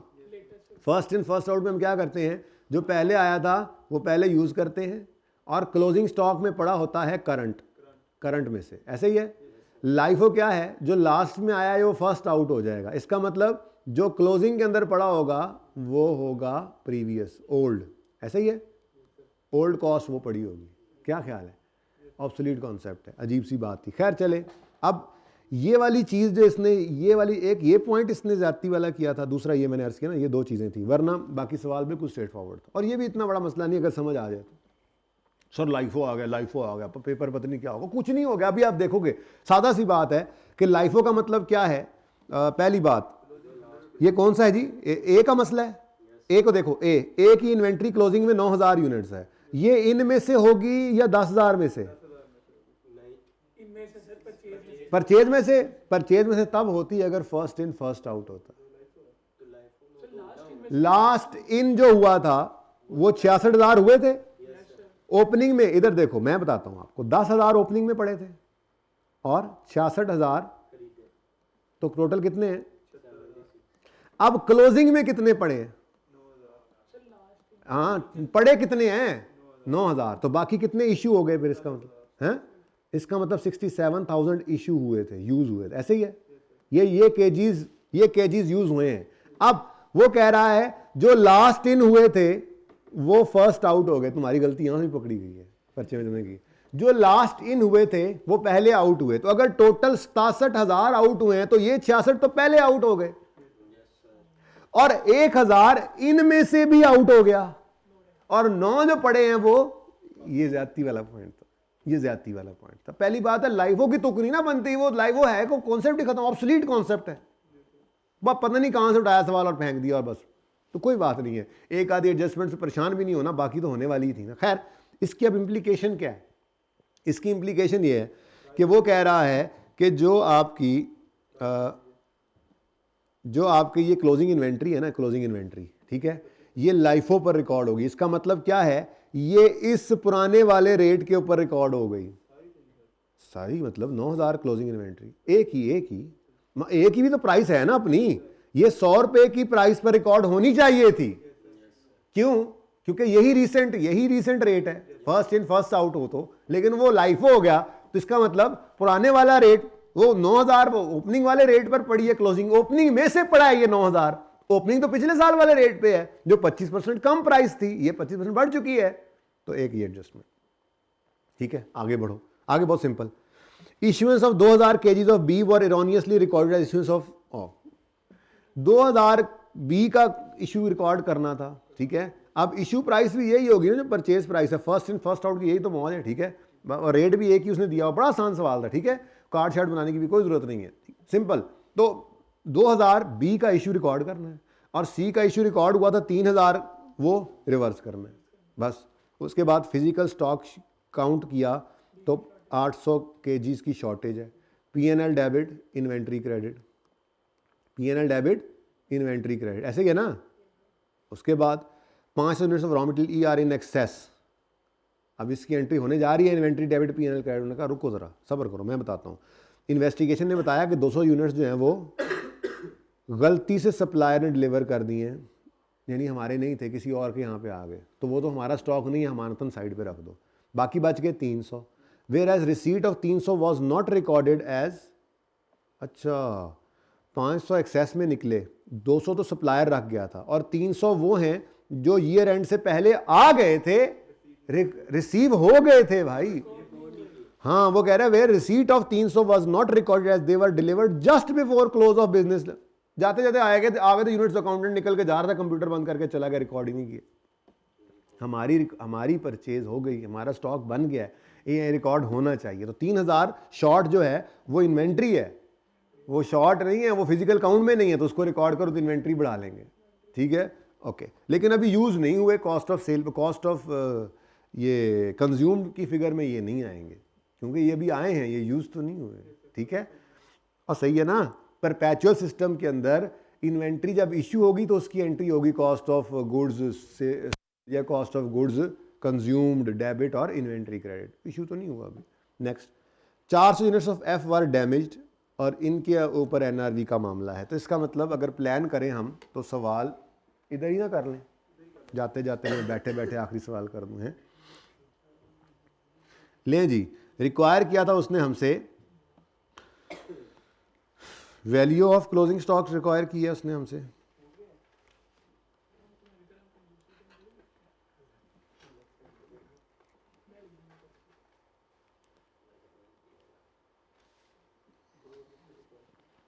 जी बच्चों, वैल्यू ऑफ क्लोजिंग स्टॉक,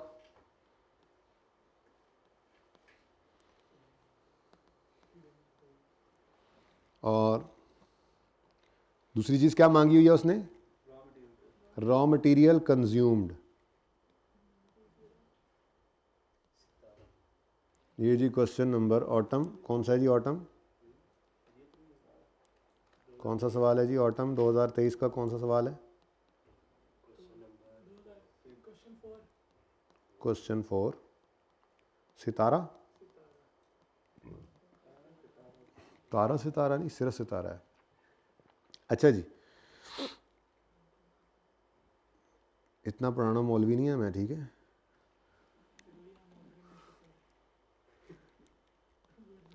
अच्छा जी, सबसे पहली चीज तो अनएडजस्टेड फिगर। अनएडजस्टेड क्यों कह रहा हूं जी, ना कहूं अनएडजस्टेड फिगर? अनएडजस्टेड इसलिए है कि जी ये तो फिगर्स गिवन है, ये 15.7 मिलियन की फिगर गिवन है, लेकिन इसमें कुछ एडजस्टमेंट्स पढ़ने के बाद अंदाजा हुआ है कि ये सही फिगर नहीं है, कुछ चीज़ें बढ़ानी है, कुछ कम करनी है, तो अनएडजस्टेड हो गई ना। फिर इसी तरह से ये परचेज की फिगर को यूज़ करते हुए हमने कंज्यूम्ड की फिगर निकालनी है, ऐसे ही है। ओपनिंग, ये तीन को निकाल कर जो कंजम्पशन की फिगर निकलनी है वो भी अनएडजस्टेड, क्योंकि उसमें भी कुछ एडजस्टमेंट्स करना पड़ेंगी हमें, ठीक है ना। तो सबसे पहले तो अनएडजस्टेड फिगर यहाँ पे लिख लो, 15,700,000। मिलियन में करना है, बहुत ही फिगर फिर चुनिया मुनिया हो जाएंगी, थाउजेंड में भी रहने दो, थाउजेंड में कर सकते हैं वैसे, लेकिन ठीक है अब चलो, कोई छोटा सवाल है।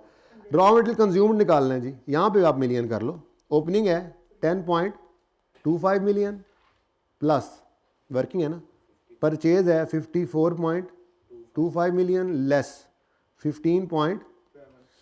लो जी 4 8 8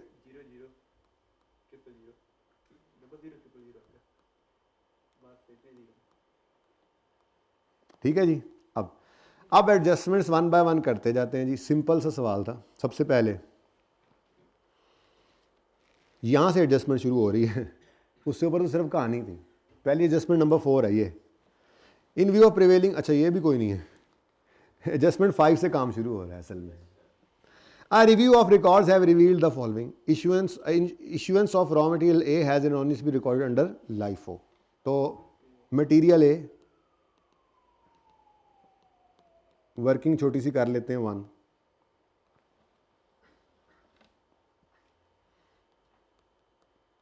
जी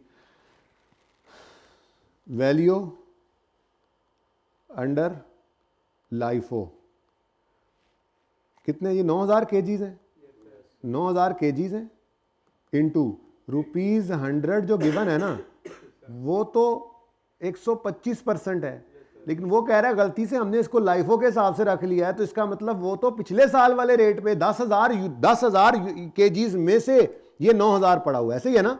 तो 10,000 केजीज का रेट था, वो 100 रुपये नहीं था, बल्कि उसने इस लाइन ने बताया है कि वो 25% यकम जून से बढ़ चुका है।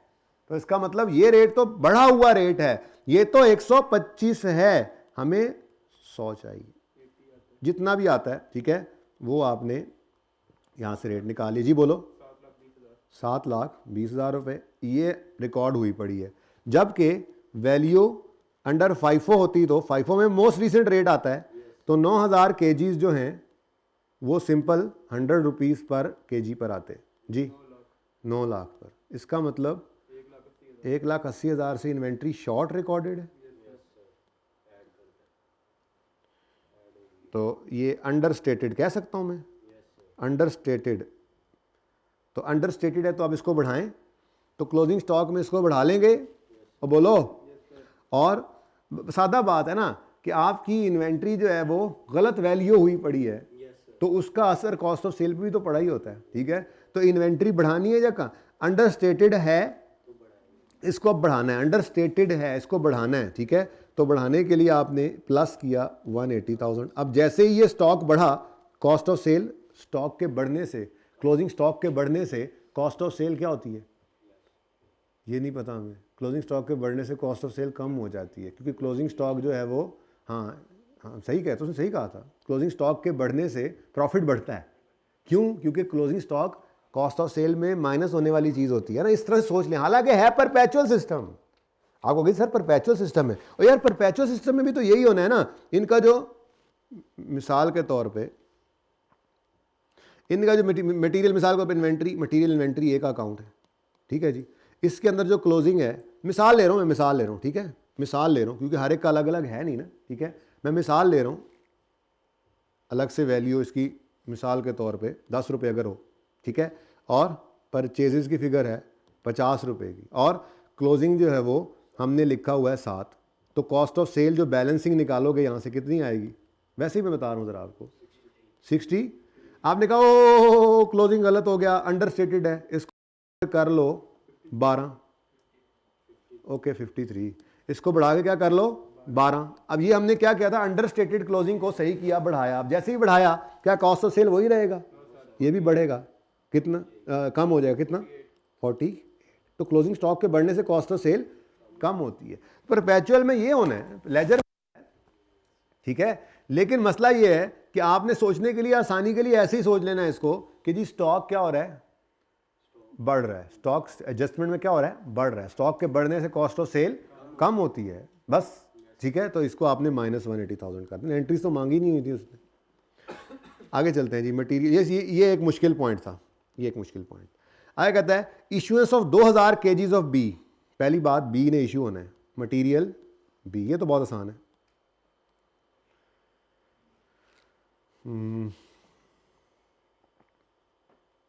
थोड़ा सा जगह और बना लेना ऐसे करके।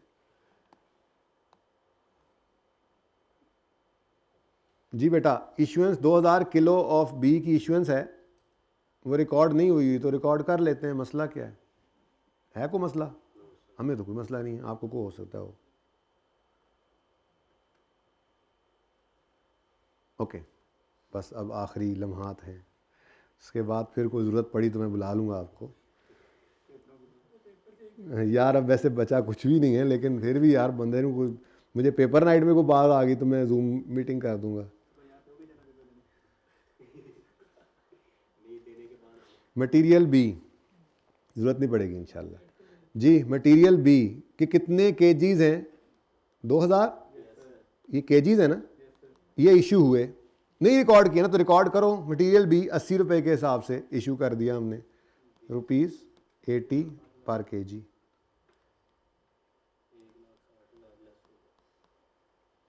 जी, मटेरियल बी का इशू रिकॉर्ड किया। अगर इशू रिकॉर्ड करेंगे तो क्लोजिंग स्टॉक कम होगा 1,60,000 से, और कॉस्ट ऑफ सेल, जाहिर है मटेरियल इशू हुआ है, कॉस्ट ऑफ सेल ने बढ़ना ही है ना, तो कॉस्ट ऑफ सेल बढ़ जाएगी। कर दो, एक नंबर कट जाएगा, नो इफेक्ट। जाहिर है उसने क्या कहा, ये एडजस्टमेंट्स करके दिखाओ, ठीक है, कोई बात नहीं जी। उसके बाद साथ ही मटेरियल कर दोगे तो कोई मसला नहीं, नोट लिख देना, दोनों तरफ कोई फ़र्क नहीं है, इसलिए मैंने ये इग्नोर किया है, ये फिगर बनती थी। मटेरियल सी 3000 केजीज गलती से रिकॉर्ड कर गए हम।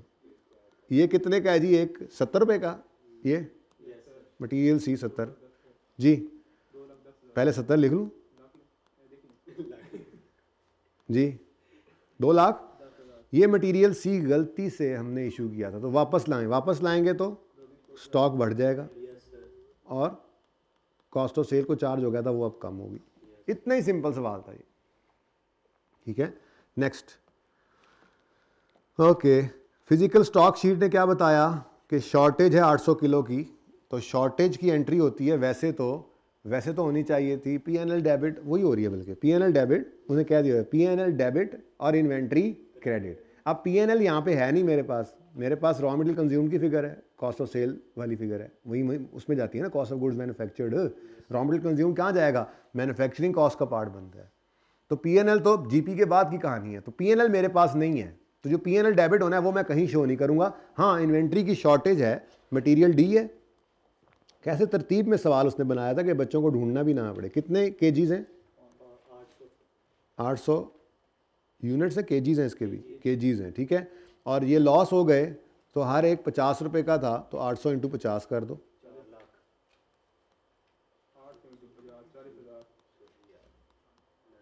जी 40,000 अब स्टॉक में नहीं रहे, 40,000 स्टॉक में नहीं रहे, लेकिन इसका कोई असर इधर नहीं है, क्योंकि बेटा ये P&L को उसने कहा था जो भी शॉर्टेज है, जो भी सरप्लस है, जो भी NRV लॉसेज हैं, सबको कहाँ पे फेंको, प्रॉफिट एंड लॉस में। तो यहाँ पे फिर नहीं आया। Okay, next 500 units of material E were in excess, लेकिन उसके बारे में पता लगा कि 200 तो हमारे हैं ही नहीं, इसको तो छोड़ दो। हाँ, 300 जो थे वो आ गए थे, रिकॉर्ड नहीं हुए थे, यानी कि परचेज रिकॉर्ड नहीं, परचेज सिस्टम तो इन्वेंट्री डेबिट करना था, नहीं किया तो कर ले, ठीक है, लेकिन वो यूज कोई नहीं, उसका कोई असर नहीं पड़ना आगे। मटेरियल ई के 300 यूनिट्स हमारे यूनिट्स में, ये यूनिट्स में, इनटू हर एक यूनिट कितने का है, हर एक यूनिट है 40 रुपए का, और फिर अगला 30 का है, 80 70 50 40 30 जी, कितना जी, 40 पर यूनिट है, ये पर यूनिट, यूनिट्स आ गए ना ये, ठीक है। अब ये स्टॉक में रिकॉर्ड नहीं होता तो अब रिकॉर्ड कर लें, कितना, 12,000 से, और अभी कंज्यूम नहीं हुआ ये, तो अभी रिसीव ही हुआ है फौरन, ठीक है। बैलेंसिंग फिगर मैंने वैसे समझाने के लिए यहाँ बनाया था कि बैलेंसिंग फिगर निकाल के देखो कि इसका असर भी पड़ता है, वरना साथ ही मैंने ये बात भी आपको की है, परपेचुअल सिस्टम में इशुएंस पर एंट्री होती है, वो एंट्री होती है कॉस्ट ऑफ गुड्स मैन्युफैक्चर्ड, ये कॉस्ट ऑफ सेल्स डेबिट, और जब परपेचुअल सिस्टम होता है इन्वेंट्री क्रेडिट, हर सेल पर कॉस्ट ऑफ सेल डेबिट होती थी, ऐसे ही हर इशू पर कॉस्ट ऑफ गुड्स मैन्युफैक्चर्ड ये डेबिट होता है। तो इशुएंस नहीं हुई है, अभी तो आया है, इसलिए कंजम्पशन में नहीं जाएगा, रॉ मटेरियल कंज्यूम्ड में नहीं जाएगा। और जी अब आखिरी पॉइंट है, 400 यूनिट्स जो हैं, अब ये थोड़ा सा मसले वाला पॉइंट था जी, मटेरियल एफ।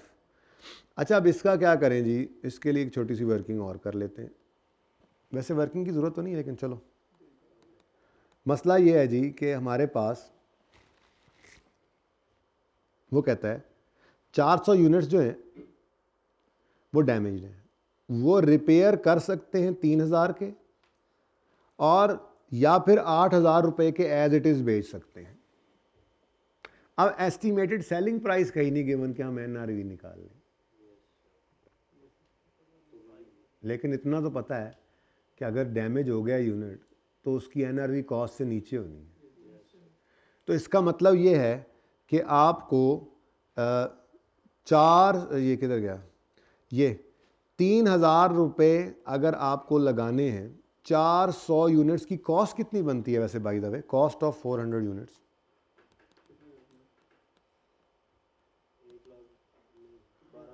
12 लाख।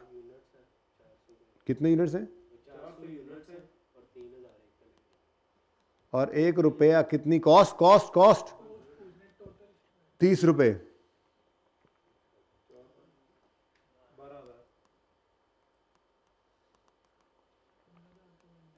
12,000।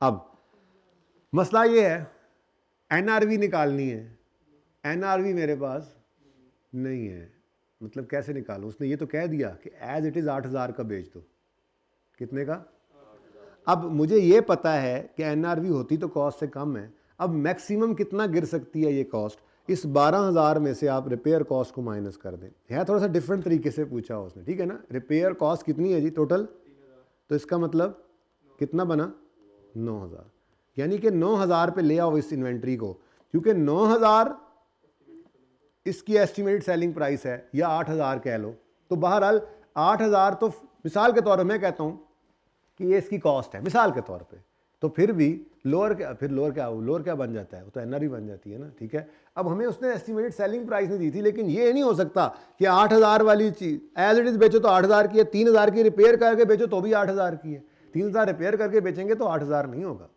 ठीक है ना। तो अब मसला सिर्फ ये था कि इसमें हमें उसने नहीं दिया हुआ था एनआरवी का डाटा, तो हम फिर यही कह सकते हैं कि यार 8,000 तो कम है, वो तो कम है, लेकिन अगर रिपेयर करेंगे तो कॉस्ट से ज़्यादा पे ही बिकना है।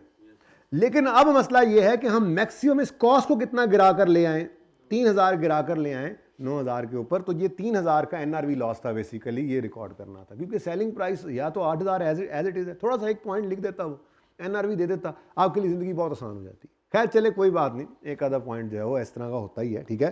तो 3,000 रुपये से आपका क्लोजिंग स्टॉक कम होना है, 3,000 रुपये से क्लोजिंग स्टॉक कम होगा। ये कैसे निकला है, ये 3,000 निकालना चाहिए था मुझे, ठीक है, मैं यूं कर लेता हूं,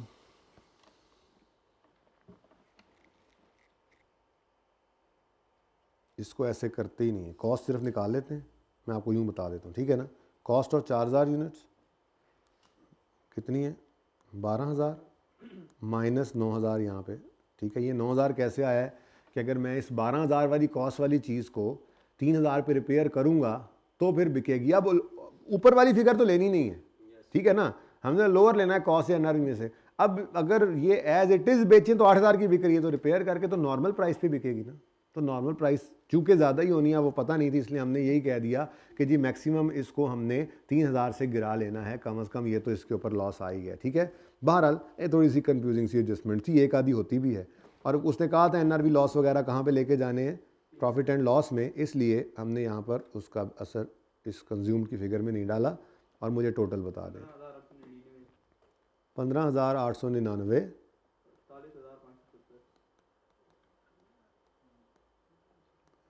और सारा सेशन मार खा खा के ना अब तेज़ हो गया ये, नॉर्मल लॉस आता था उस वक्त। अच्छा जी, अब मेरे जहन में तो और कोई बात ऐसी नहीं आ रही जी कि मैंने जो आपसे करनी हो।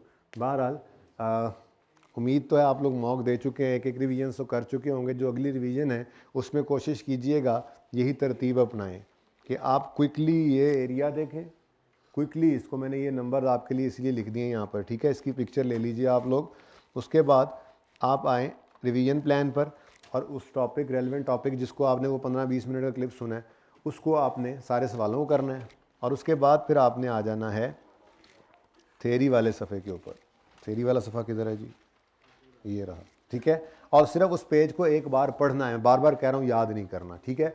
और सबसे बड़ी बात यह है कि जो मुझे भूल गई है, अच्छा एक मिनट ठहर जाओ, हाँ इंपॉर्टेंट बात जो करनी थी, बार बार सोच रहा था क्या, आपने जो भी टॉपिक करना है उसको एक सिटिंग में करना है। अब तो ये बिल्कुल भी गुंजाइश नहीं, जो आखिरी रिवीजन होगी ना, ठीक है, आपने इन्वेंट्री मैनेजमेंट करना आज सोचा हुआ है, इन्वेंट्री मैनेजमेंट मैंने करना है, तो वो एक सिटिंग में बैठ के 11 सवाल कर रहे हैं। उसके बाद फिर इसको साइड पे रखें और कोई और पेपर उठा लें, जो आपकी तरतीब वो करें। पर मेरे कहने का मकसद ये है कि ये नहीं करना इन्वेंट्री मैनेजमेंट अभी चल रही है तो 3 दिन इन्वेंट्री मैनेजमेंट के, तो एक सवाल इधर से करना है। ये मैं इस सारे ग्रिड को करूँगा जी, सारे ग्रिड को करूँगा, एक इधर सवाल, एक इधर से, एक इधर से, एक इधर से, अगले दिन नहीं भाई। तो आप ये मतलब ये 11 सवाल हैं, ठीक है, तो ये 5 घंटे में हो जाने चाहिए। छोटे सवाल भी होते हैं, मैंने बहुत लंबा टाइम बता दिया है, इंक्लूडिंग थ्योरी सब कुछ। तो एक टॉपिक 5 घंटे में रिवाइज हो, फिर उसके बाद किसी दूसरे पेपर पे जाएं, फिर तीसरे पे चले जाएं, ठीक है। जो भी टॉपिक करना है वो अपने एक सिटिंग में करना है, ठीक है। 15 मिनट के बारे में बता दिया आपको, उसको कैसे प्लान करना है आपने। और पर्चे में रुकना बिल्कुल नहीं है, पर्चे को देख के हम घबरा जाते हैं, और ये पर्चा कैसे, बिस्मिल्लाह करके अल्लाह का नाम लेके सवाल करना शुरू करोगे, वो होता चला जाएगा। अपने फॉर्मेट्स के ऊपर रहना है, ठीक है। और जहाँ पे कोई फिगर समझ ना आए अज्यूम करके आगे चलना है। मार्क्स इंटू 1.8 है, और जब टाइम ख़त्म हो जाए तो 2-3 मिनट में संभल जाए सवाल तो संभल जाए, वरना उसको छोड़ के आगे जाओ, फिर वापस टाइम बचे तो आना, ठीक है। बाकी अल्लाह आप लोगों का हामी नासिर हो, ठीक है। Wish you best of luck. नींद ज़रूर पूरी करके जाना पर्चे में, नाश्ता ज़रूर करके जाना पर्चा देने जाना तो, ठीक है। और बेस्ट ऑफ लक, अल्लाह हाफ़िज़।